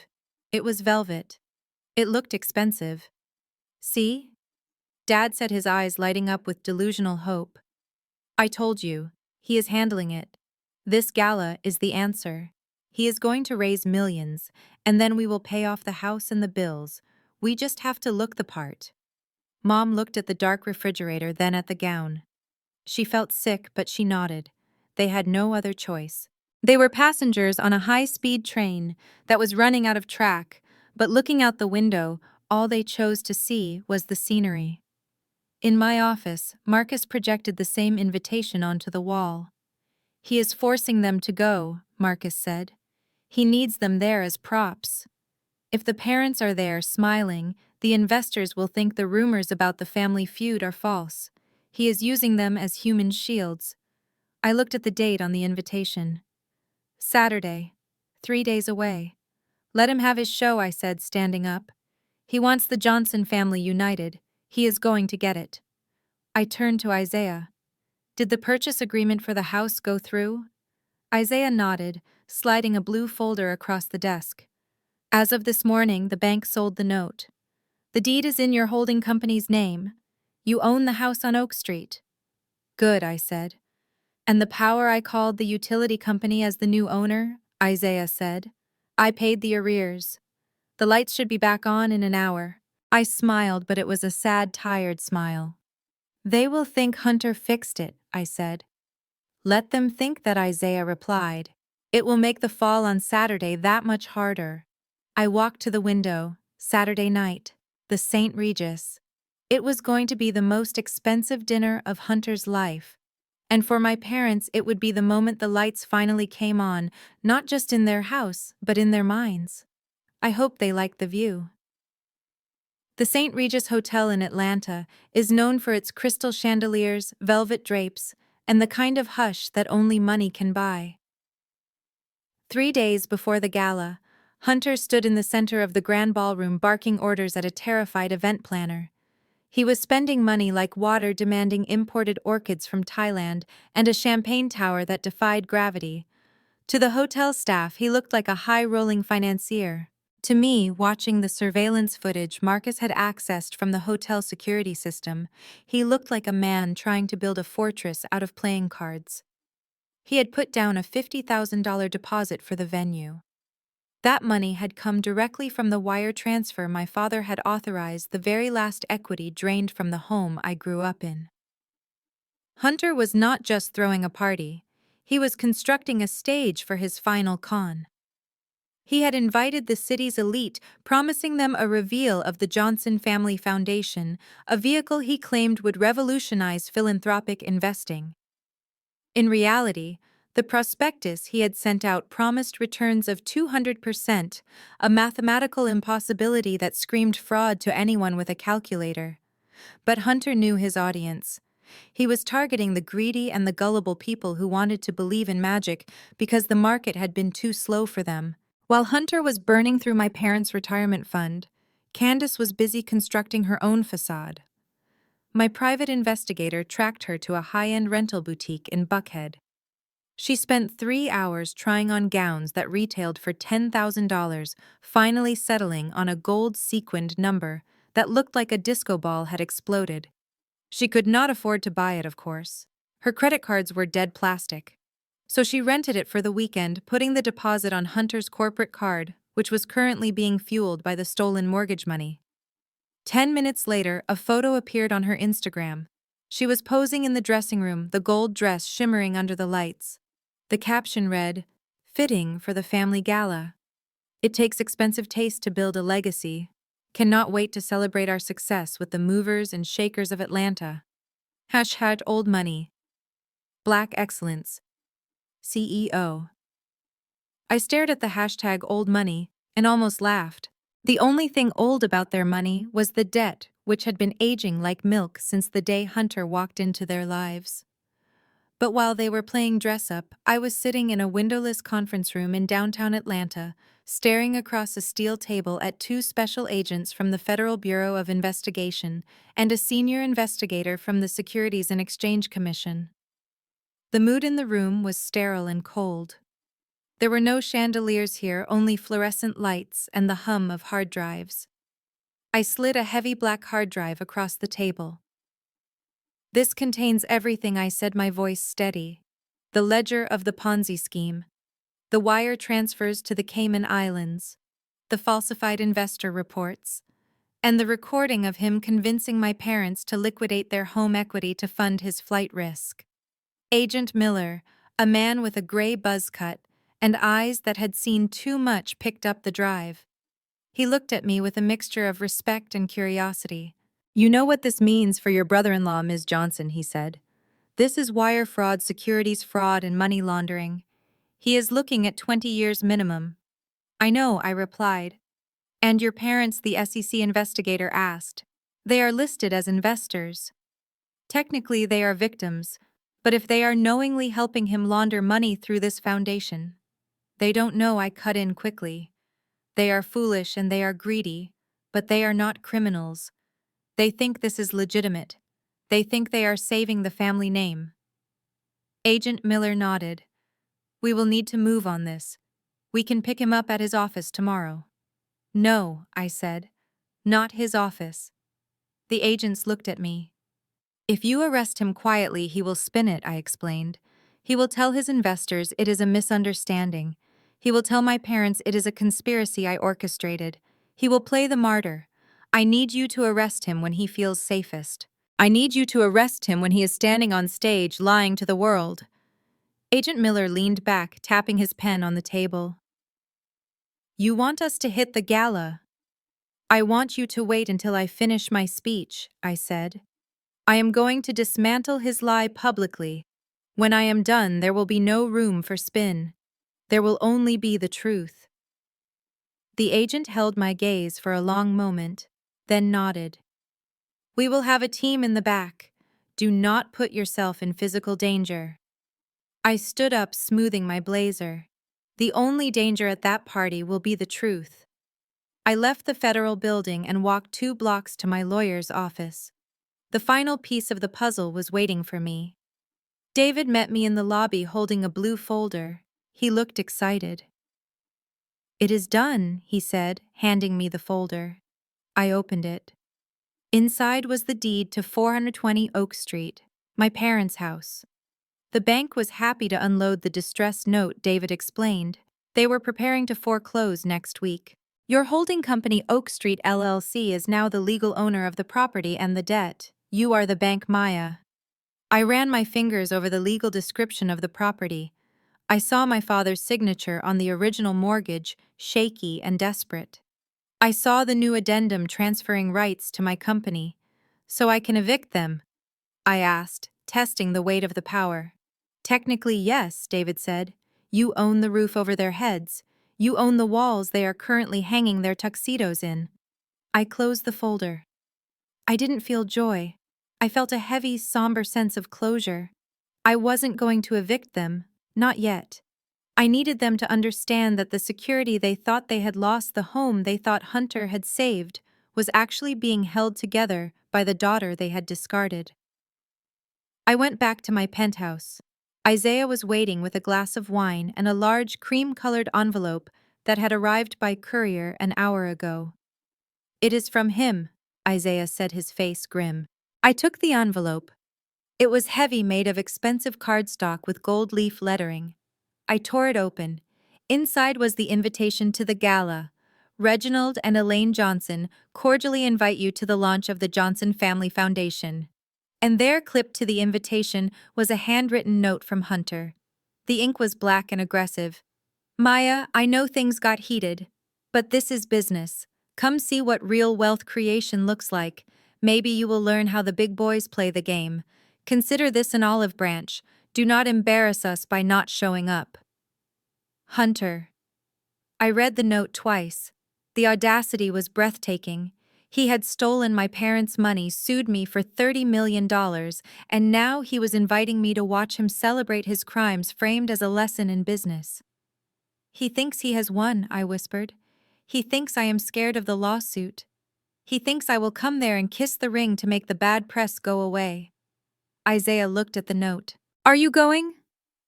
I walked over to the fireplace and placed the invitation on the mantel. I didn't burn it. I wanted to keep it as a souvenir. Oh, I am going, I said, turning to Isaiah with a smile that felt sharp enough to cut glass. He wants me to see how the big boys play. I think it is time I showed him that he is playing checkers, and I have already cleared the board. I pulled out my phone and typed a reply to the RSVP number. I will be there, and I will be bringing a +1. Isaiah raised an eyebrow. Who is the +1? The FBI. I shook my head. No, the FBI is the cleanup crew. My +1 is the ghost he thought he buried 5 years ago. I dialed Marcus. Is she ready? I asked. She is flying in from Miami tonight, Marcus replied. She is terrified, Maya. But she hates him more than she is scared. Good, I said. Get her a dress. Make it red. We are going to make sure that when Hunter looks out into that crowd, he sees exactly what is coming for him. I hung up the phone. The stage was set. The players were in position. In 48 hours, the music would stop, and Hunter was going to find out that there were no chairs left. The St. Regis ballroom smelled of imported white lilies and old money. It was a scent designed to intoxicate, to make you forget that the economy was volatile and that the man standing on the stage was a predator. Hunter had outdone himself. There were ice sculptures, a live jazz band playing soft, non-threatening standards, and waiters circulating with trays of champagne that cost more per bottle than most people made in a week. From the back of the room, hidden in the shadows of the entrance archway, I watched my parents. They were seated at the head table right next to the podium. To the casual observer, they looked like royalty. My father Reginald was wearing the velvet tuxedo Hunter had sent him. He sat with his back straight, nodding solemnly as people walked by to shake his hand. My mother Elaine was draped in midnight blue silk, a string of pearls around her neck. But I knew better. I knew that at 8 o'clock this morning, a recovery agent from a collection agency had banged on their front door. He had not come for the house yet, but for the car. My father had to stand in his driveway in his bathrobe and beg the man for 24 more hours, claiming a wire transfer was pending. I could see that terror etched into the lines around his eyes now. Every time a waiter approached the table, my father flinched as if expecting a process server instead of a refill on his water. They were terrified, but they were sitting there playing their part in the charade because they believed this gala was the lifeboat. On stage, Hunter was in his element. He held the microphone with the ease of a televangelist, pacing back and forth, making eye contact with the wealthy doctors and business owners he had lured into the room. Ladies and gentlemen, Hunter boomed his voice, rich and confident. When I married into the Johnson family, I didn't just gain a wife. I gained a legacy of hard work, of integrity, and of vision. He gestured toward my parents. My father beamed weakly, desperate for the validation. That is why we launched the Johnson Family Foundation, Hunter continued. Not just to create wealth, but to steward it. To ensure that our values outlive us. And speaking of values, I want to introduce the woman who inspires me every day. My wife and the heart of this organization, Candace. Candace stood up. She shimmered in the gold sequined dress she had rented. She waved to the crowd, blowing kisses like she was accepting an Oscar. She looked radiant, completely oblivious to the fact that the credit card used to rent that dress had been declined 3 times before Hunter forced the transaction through using my parents' stolen equity. She is a symbol of what we can achieve when we support one another, Hunter said, clapping. The room erupted in polite applause. These people didn't know they were clapping for a fraud. They saw the expensive venue, the well-dressed family, and they assumed success. It was the perfect illusion. And it was time to shatter it. I nodded to Isaiah. He squeezed my hand, adjusted his cufflinks, and pushed open the heavy double doors. We stepped into the light. I was wearing red, not a polite burgundy or a soft rose, but a deep, blood-red crimson that commanded attention. It was a dress designed for war. As we walked down the center aisle, the sound of my heels on the marble floor seemed to cut through the jazz music. Heads began to turn. At first, it was just a few people near the back. Then a ripple of whispers moved through the room like a wave. Is that her? That is the sister. The one who sued her father. I thought she was crazy.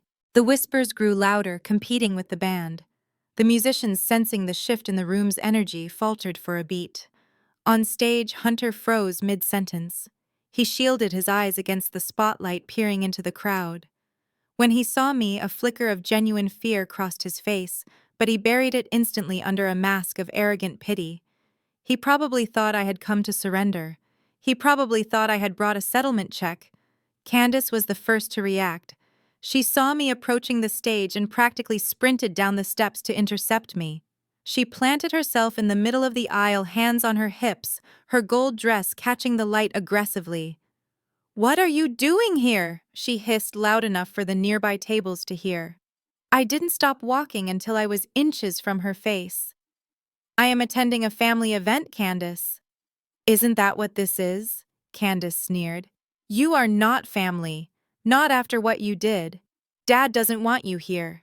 Hunter doesn't want you here. You are just here to cause a scene because you are jealous that we are moving on without you. Get out, Maya, before I call security." I looked at her.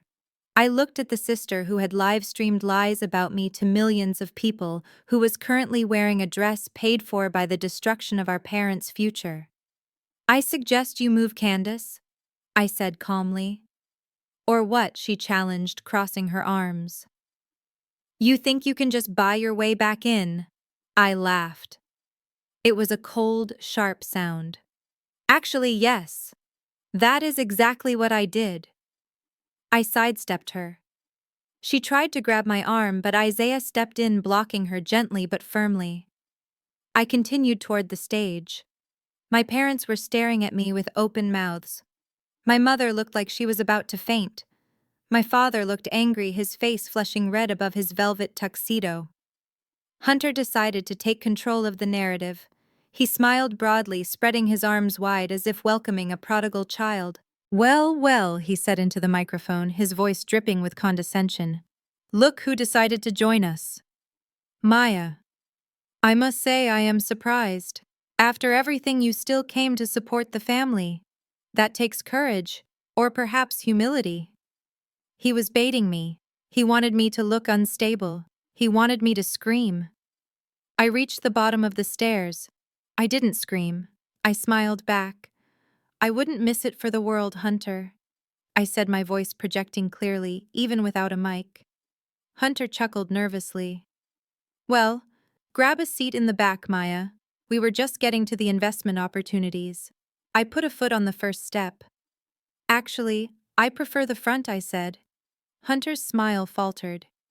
"Maya, this is a private presentation for investors and sponsors only." I took another step up. The room was deathly silent now. Every eye was glued to the confrontation. I know I said ascending the stairs until I was standing on the stage eye to eye with him. He was shorter than I remembered. Or maybe I was just standing taller. I turned to the crowd. I scanned the room, making eye contact with the wealthy faces looking back at me. Then I looked at my parents. "I am not here as a guest," I announced, my voice ringing out clearly. "I am here as the platinum sponsor." A murmur went through the crowd. Hunter looked confused. "What are you talking about?" he whispered away from the mic. "There is no platinum sponsor."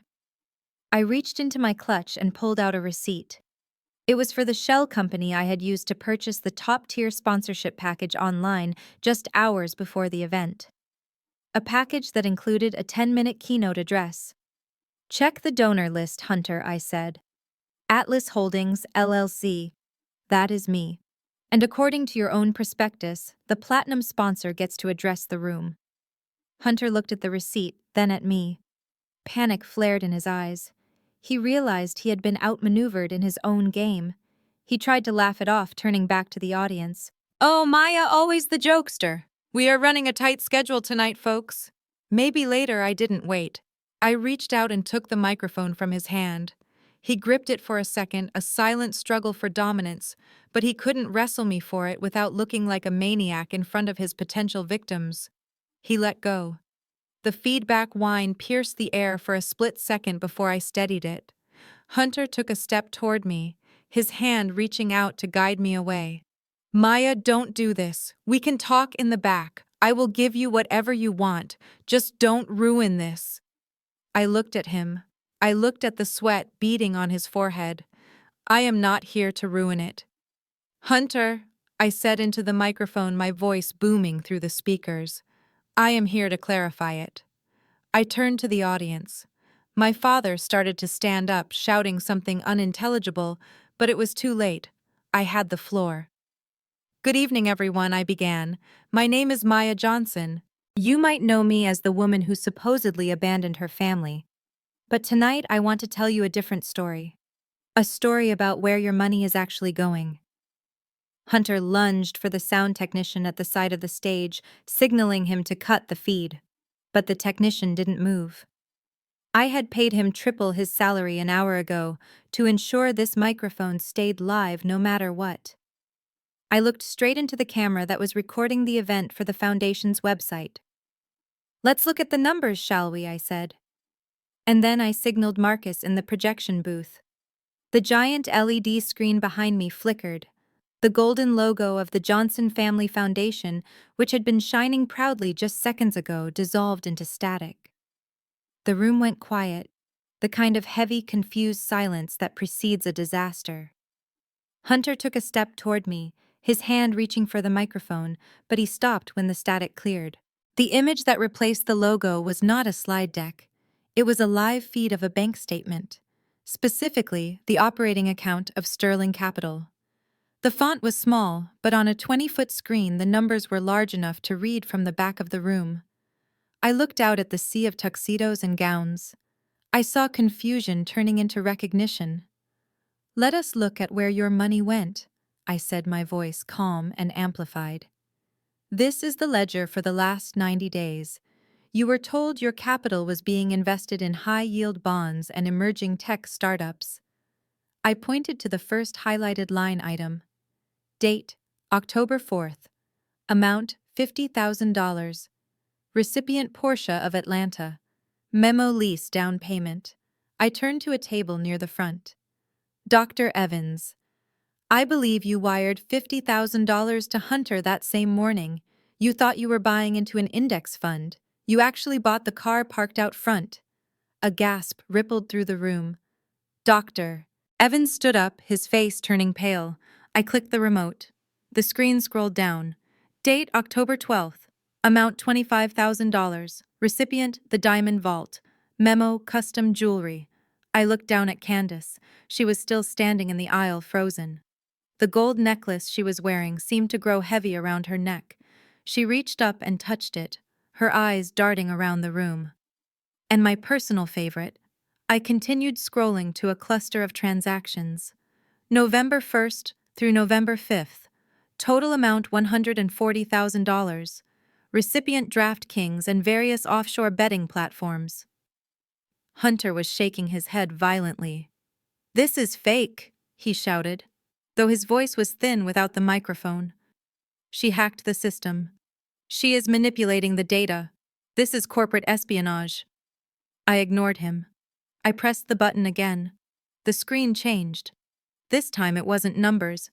It was a series of text message screenshots. The bubbles were green, indicating they came from an Android phone, Hunter's personal burner phone, the one he thought was encrypted. "For those of you wondering about the family values this foundation is built on, let us hear from the founder himself," I said. The text on the screen was brutal. It was a conversation between Hunter and his mistress dated just 3 days ago. Hunter's text read, "I just need to get through this gala. Once I get the new round of funding from these idiots, we are gone. First class to the Caymans." The reply read, "What about your in-laws? What about the house?" Hunter's reply was blown up in bold letters. "Forget them. Reginald is a stupid old fool who will sign anything if you flatter his ego. And Elaine is pathetic. I drained their retirement, took their house, and they are still thanking me for it. They are useful idiots, nothing more." I heard a sound from the main table. It was a strangled choking noise. I looked over. My father, Reginald, was staring at the screen. His mouth was open. The color had drained from his face so completely that he looked like a wax figure. He looked at Hunter, then back at the screen, reading the words "stupid old fool" over and over again. My mother had her hand over her mouth, tears streaming down her face, ruining her makeup. Hunter turned to them, his hands raised in a placating gesture. "Reginald, Elaine, listen to me. That is not real. She typed that. She is trying to divide us. You know I love you. You know I respect you." But the seed was planted. The audience was murmuring loudly now.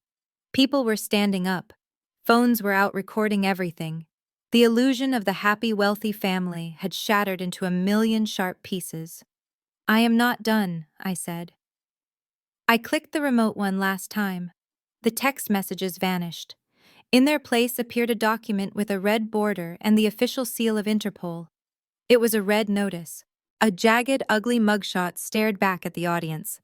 The face was younger, the hair was different, but the eyes were unmistakable. It was Hunter. But the name under the photo did not say Hunter Sterling. "Meet Simon Bates," I announced. "Wanted in the United Kingdom for wire fraud, identity theft, and running a Ponzi scheme that defrauded pensioners out of £4 million 5 years ago. He fled the country right before the indictment. He changed his name. He moved to Atlanta.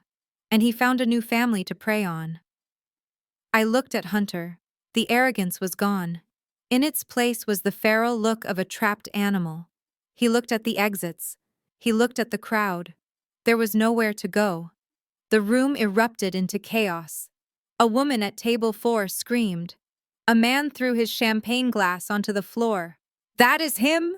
someone shouted. "That is the man who stole my mother's savings in London." Candace finally found her voice. She rushed the stage, her heels clacking frantically on the stairs. She grabbed Hunter's arm, shaking him. "Tell them," she screamed, her voice shrill and hysterical. "Tell them it is a lie. Tell them she used AI to make that photo." She turned to the crowd, tears streaming down her face, pointing an accusing finger at me. "You are sick. You are jealous. You use deepfake technology to frame him because you cannot stand that we are happy. My husband is a businessman. He is a genius." She looked at Hunter, begging him to validate her reality. "Hunter, say something. Tell them who you are." Hunter shoved her away. It wasn't a gentle push. He shoved her hard enough that she stumbled and fell onto the stage floor in a heap of gold sequins. "Shut up, you idiot!" Hunter hissed at her, his voice audible to the front row. Candace gasped, looking up at him from the floor. The realization hit her harder than the shove. The mask had fallen. The loving husband, the financial wizard, the partner in crime, he was gone. Standing there was Simon Bates, a con man, who viewed her as nothing more than collateral damage. I stood over them, holding the microphone like a judge's gavel. "It is over, Hunter," I said quietly. "The investors know. The bank knows. And now my parents know." Hunter looked at me with pure hatred. "You think you have won," he spat. "You think this proves anything? I will sue you for defamation. I will bury you in litigation for the next 10 years. You have no proof that photo is me." I smiled. It was the smile of someone who had checked the board and knew checkmate was one move away. "I don't need to prove it," I said. "They do." As if on cue, the heavy double doors at the back of the ballroom burst open. The sound was not the polite opening of late arrivals.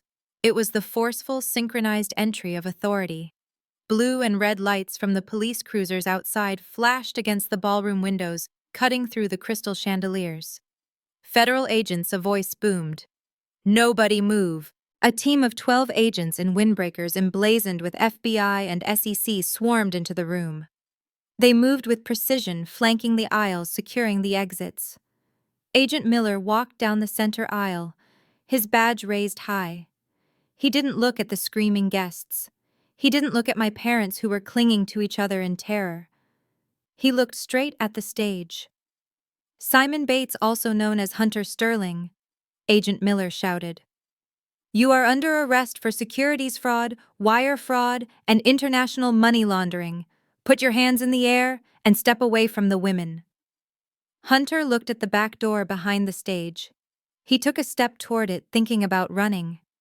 "Don't do it," I said, my voice low. "Unless you want to add resisting arrest to your resume." Hunter stopped. His shoulders slumped. The air went out of him. He raised his hands slowly, the expensive watch on his wrist catching the light one last time. Candace was still on the floor, sobbing uncontrollably. My parents sat frozen at their table, watching the handcuffs click around the wrists of the man they had trusted with their lives. I lowered the microphone. The silence that followed was different now. It wasn't confused. It was final. The gala was over. The Johnson Family Foundation was dead. And the truth, cold and hard as a diamond, was the only thing left standing on the stage. The sound of handcuffs ratcheting shut is distinct. It is a sharp, metallic click that cuts through any other noise in a room. I had heard it in movies, but hearing it live, amplified by the acoustics of the St. Regis Ballroom, was a symphony. Hunter Sterling, the man who had lectured me on wealth preservation and sneered at my husband's career, was now bent over the podium, his face pressed against the wood. The arrogance that had defined him for years evaporated instantly. In its place was a pathetic, sniveling cowardice that was almost embarrassing to watch. As Agent Miller recited his rights, Hunter began to sob. It wasn't a stoic, silent weeping. It was a loud, gasping hyperventilation. He twisted his head, desperate to make eye contact with anyone who could save him. When he saw that the room was filled with disgusted stares, he turned on the only person left within striking distance. "It was her idea," Hunter screamed, jerking his head toward Candace. The agents paused, tightening their grip on his arms.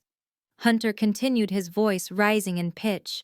"She forced me to do it. She wanted the lifestyle. She threatened to leave me if I didn't buy her the jewelry and the cars. I was just trying to make her happy. She knew where the money came from. She is the beneficiary. Look at her neck. That necklace is evidence. She is the mastermind." I watched Candace. She was still on the floor where he had shoved her, her gold-sequined dress pooled around her like a broken disco ball. Her mouth fell open. The betrayal was absolute. Her husband, her partner, her golden ticket was not just a criminal. He was a rat. Me, Candace shrieked, scrambling to her feet. "You told me you were a genius. You told me you inherited money. I didn't know anything." Two female agents moved toward Candace. One of them took her arm firmly. "Ma'am, we need you to come with us for questioning," the agent said. "You are listed as a primary beneficiary on the accounts used to launder the stolen funds, and that jewelry is seized property." "No," Candace yelled, pulling away. "I am the victim here. He lied to me too." She looked around the room, her eyes wild with panic. She saw the socialites she had tried so hard to impress recording her meltdown on their phones. She saw the St. Regis staff whispering. The walls of her delusion were crumbling, and she reverted to the only survival tactic she knew. "Daddy," she wailed, her voice cracking into a childlike plea. "Daddy, tell them who we are. Make them stop. Daddy, help me." All eyes turned to the head table. My father Reginald was standing, but he wasn't the strong patriarch who had commanded me to sign over my company just days ago. He looked small. He looked shrunken inside his velvet tuxedo. He stared at Hunter, the white son-in-law he had placed on a pedestal, the man he had trusted more than his own flesh and blood. He watched as Hunter wept and blamed Candace. Then he looked at me. I was standing on the stage, calm, untouched, and vindicated. I was the daughter he had called a failure. I was the daughter he had tried to rob. And I was the only person in the room who wasn't being dragged away in cuffs. The realization seemed to hit him physically. It wasn't just shame. It was a complete systemic shock. The narrative he had built his entire life around, that men were superior, that appearances mattered more than substance, that Candace was the prize, and I was the burden, had just been proven wrong in the most violent way possible. His chest heaved. He reached out a hand, grasping for the edge of the table. His face turned a terrifying shade of gray. "Reginald," my mother whispered, reaching for him. Dad didn't answer. He clutched his left arm. His knees buckled. He collapsed into the chair, knocking it backward, and slid to the floor with a heavy thud. Dad, Candace screamed, fighting against the agents holding her. Panic erupted in the room again. My mother fell to her knees beside him, screaming for help. I stood on the stage. My instinct, the old instinct of the daughter who wanted to please, was to rush to him. I wanted to run down the stairs, hold his hand, and tell him it would be okay. I wanted to fix it. But I didn't move. I looked at Isaiah. He was already on the phone with 911. He nodded to me, signaling that help was coming. I walked calmly to the edge of the stage. I didn't run. I didn't cry. I watched the scene unfold with the clinical detachment of a CEO managing a crisis that was no longer her liability. "Is there a doctor in the house?" a waiter shouted. Dr. Evans, the man Hunter had defrauded out of $50,000, rushed forward from the front row. He knelt beside my father, checking his pulse and loosening his tie. "He is having a cardiac event," Dr. Evans announced. "Give him space. Back up." I watched my mother weeping over him, useless and hysterical. She looked up at me, her eyes pleading. "Maya, come here. Please, it is your father." I stayed where I was. I knew that if I went down there, if I knelt in the wreckage of their lives, I would be sucked back into the toxic cycle. They would blame me for the heart attack. They would expect me to pay the hospital bills. They would use his illness to manipulate me into silence. I gripped the microphone stand. I had saved them from the fraud. That was my job. Saving them from the physical consequences of their own stress was not. The paramedics arrived within minutes, bursting through the doors the FBI had just secured. They swarmed around my father, hooking him up to monitors. I saw his eyes flutter open. He looked confused, disoriented. The FBI agents began to escort Hunter and Candace out the side exit. Hunter was still crying, his head hung low. Candace was sobbing, looking back at Dad, but the agents didn't stop. They marched her out, her gold dress trailing on the floor, leaving a trail of sequins like breadcrumbs of her shattered vanity. The paramedics loaded Dad onto a stretcher. Mom scrambled to follow them, clutching her purse. "We are taking him to Piedmont Hospital," the paramedic said. As they wheeled him past the stage, the procession slowed for a brief second. My father turned his head. He locked eyes with me. He was wearing an oxygen mask, his skin clammy and pale. He looked fragile, a shell of the tyrant he had been at the dinner table. I thought he might apologize. I thought in this moment of near-death clarity he might say he was sorry for stealing from me, for insulting me, for choosing a con man over his daughter. He pulled the mask down slightly. His voice was a raspy whisper, barely audible over the commotion. "Maya," he wheezed. I looked down at him, my expression unreadable. "The house," he gasped, his eyes filled with terrified desperation. "The house. Did we lose the house?" I stared at him. Even with electrodes on his chest, even with his son-in-law in handcuffs and his golden child in custody, his first thought wasn't about my feelings. It wasn't about the family bond. It was about the asset. He was terrified of being homeless. He was terrified of the poverty he had mocked me for years ago. I felt the last tiny thread of guilt snap inside my chest. It withered and died, leaving me completely free. I didn't answer him immediately. I let the question hang in the air, suspended between the stage and the stretcher. The paramedic adjusted the mask back over his face. "Sir, you need to rest." I stepped closer to the edge of the stage, looking down at him one last time. "Go to the hospital, Reginald," I said, using his first name. "Focus on your health. We can discuss your living arrangements when you are discharged." I didn't say Dad.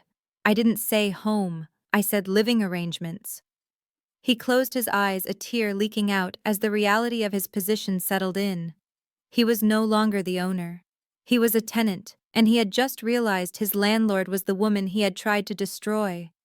The doors swung shut behind the stretcher. The sirens wailed, fading into the Atlanta night. I stood alone on the stage. The ballroom was emptying out. The guests were filing out in stunned silence, whispering to each other, avoiding eye contact with me. They were afraid. They had seen the power of truth, and it terrified them. Isaiah walked up the stairs and stood beside me. He didn't say a word. He just wrapped his arm around my waist and held me. "Is it over?" he asked softly. I looked at the empty spot on the floor where my sister had fallen. I looked at the overturned chair where my father had collapsed. I took a deep breath. The air tasted different. It didn't smell like lilies anymore. It tasted like oxygen. "Yes," I said, "the show is over. Let's go home." But I knew the real work was just beginning. My father had asked about the house, and tomorrow I was going to give him an answer that would redefine the power dynamics of this family forever. The sterile smell of antiseptic and floor wax in the hospital hallway was a stark reminder that even the most dramatic chapters of our lives often end in quiet clinical rooms. It had been 7 days since the gala. 7 days since Hunter was led away in handcuffs. 7 days since my father's heart, or perhaps his pride, had finally given out under the weight of the truth. I stood outside room 304, clutching a thick manila folder against my chest. Inside that folder was not just paperwork, it was the final verdict on a lifetime of conditional love. Isaiah stood beside me, his presence a steady anchor in the storm. "Are you sure about this?" he asked, adjusting the collar of his jacket. "Once you do this, the dynamic changes forever. There is no going back to being their daughter." I looked through the small glass window in the door. My father was sitting up in bed, looking frail and gray, staring blankly at the television. My mother was sitting in the visitor's chair, flipping through a magazine but not actually reading it. They looked like two people waiting for a train that had already left the station. "I stopped being their daughter the moment they tried to rob me," I said softly. "Today, I am just their landlord." I pushed the door open. The air in the room was thick with unspoken tension. My mother looked up, her eyes lighting with a flicker of desperate hope. My father turned his head slowly. The arrogance that used to define his jawline was gone, replaced by a sagging, fearful uncertainty. Mom breathed, standing up. "You came." I didn't hug her. I walked to the foot of the bed and placed the folder on the rolling tray table. "How are you feeling, Reginald?" I asked. "I am recovering," Dad said, his voice raspy. "The doctors say it was a mild infarction. Stress." He looked at the folder, then at me. His eyes were searching for reassurance. He wanted me to be the savior. He wanted me to tell him that I had fixed everything, that the nightmare with Hunter was just a bad dream, and that his life would go back to normal. "We need to talk about the house," I said, getting straight to the point. Dad winced. "Hunter. He said he paid the mortgage. He said it was handled." "Hunter lied about everything, Reginald," I said, keeping my voice even. "The moment you signed that equity line of credit, he drained the account. He didn't make a single payment. The bank initiated foreclosure proceedings 5 days ago." Mom gasped, covering her mouth with her hand. "No, that cannot be true. We have lived there for 30 years. "It is true," I continued. "And because Hunter also emptied your retirement accounts to fund his Ponzi scheme, you have zero liquidity. You are insolvent. As of this morning, the bank officially repossessed the property on Oak Street." My father closed his eyes. The machine monitoring his heart rate beeped a little faster. "We are homeless," he whispered. "We are on the street." The silence in the room was heavy. This was the rock bottom they had been hurtling toward for years. They had bet on the wrong child, the wrong values, and the wrong dream. And now the bill had come due. I watched them for a moment, letting the reality sink in. I needed them to feel the cold wind of consequences before I offered shelter.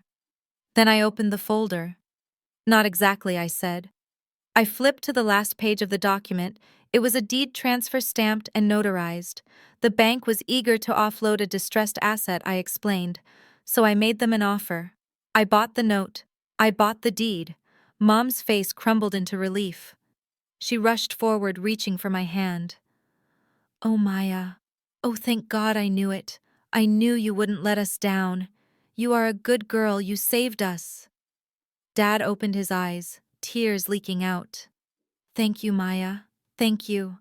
I know I was hard on you, but family is family, right? We will pay you back, I swear. Once I get back on my feet." I pulled my hand away from my mother. "Stop," I said. The sharpness of my tone froze them. "You are misunderstanding the situation," I said. "I didn't buy the house to give it back to you. I bought it as an investment for my holding company." I turned the folder around so they could read the document on top. It wasn't a gift letter. It was a residential lease agreement. "This is a rental contract," I said. "You are welcome to stay in the house, but you will stay as my tenants. You will pay rent. It will be a fair market rate deducted automatically from your Social Security checks. Rent, Dad asked, confused. But it is our house. It is my house, I corrected him, legally and financially. And there are conditions. I pointed to Clause 4. Candace does not live there. Mom's eyes widened. What? But she has nowhere to go. Her assets are frozen.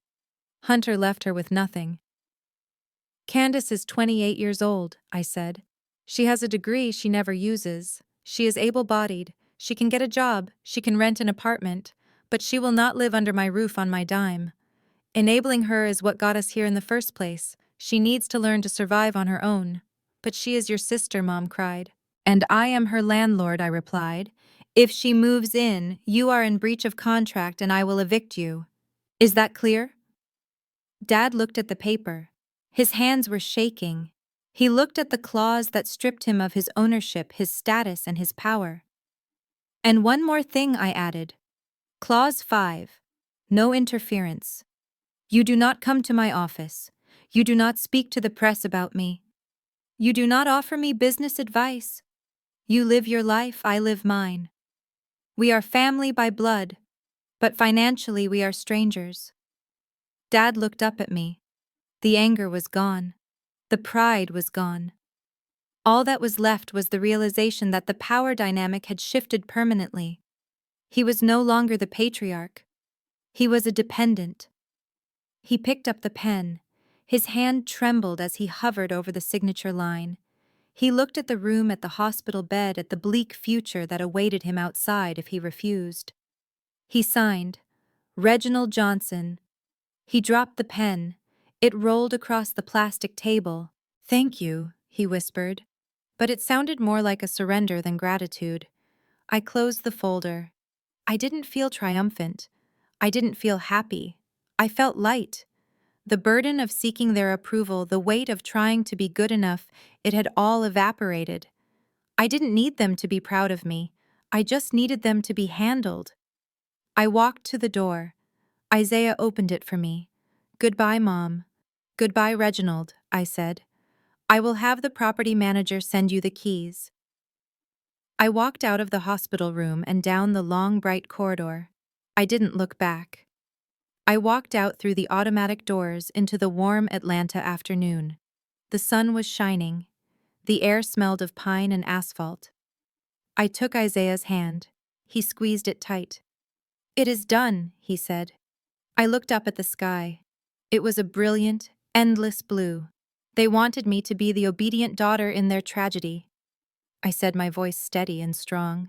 They wanted me to play the role of the victim or the savior or the scapegoat. But I rewrote the script.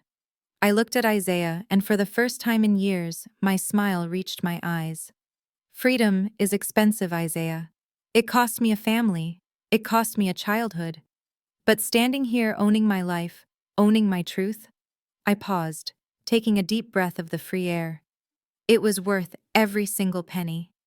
I walked toward the car, my heels clicking on the pavement, not as a daughter, not as a victim, but as the architect of my own fate. And the view from here was magnificent. This journey taught me that freedom isn't just about escaping toxic people. It's about reclaiming your power. My family used guilt and obligation as weapons, but I learned that setting boundaries isn't an act of betrayal, it's an act of self-preservation. You cannot save people who are committed to their own destruction, and you certainly shouldn't set yourself on fire to keep them warm. True family is built on mutual respect, not biological debt. If you've ever had to choose between your dignity and your family's approval, hit like and subscribe. Your story matters, and you are stronger than you think.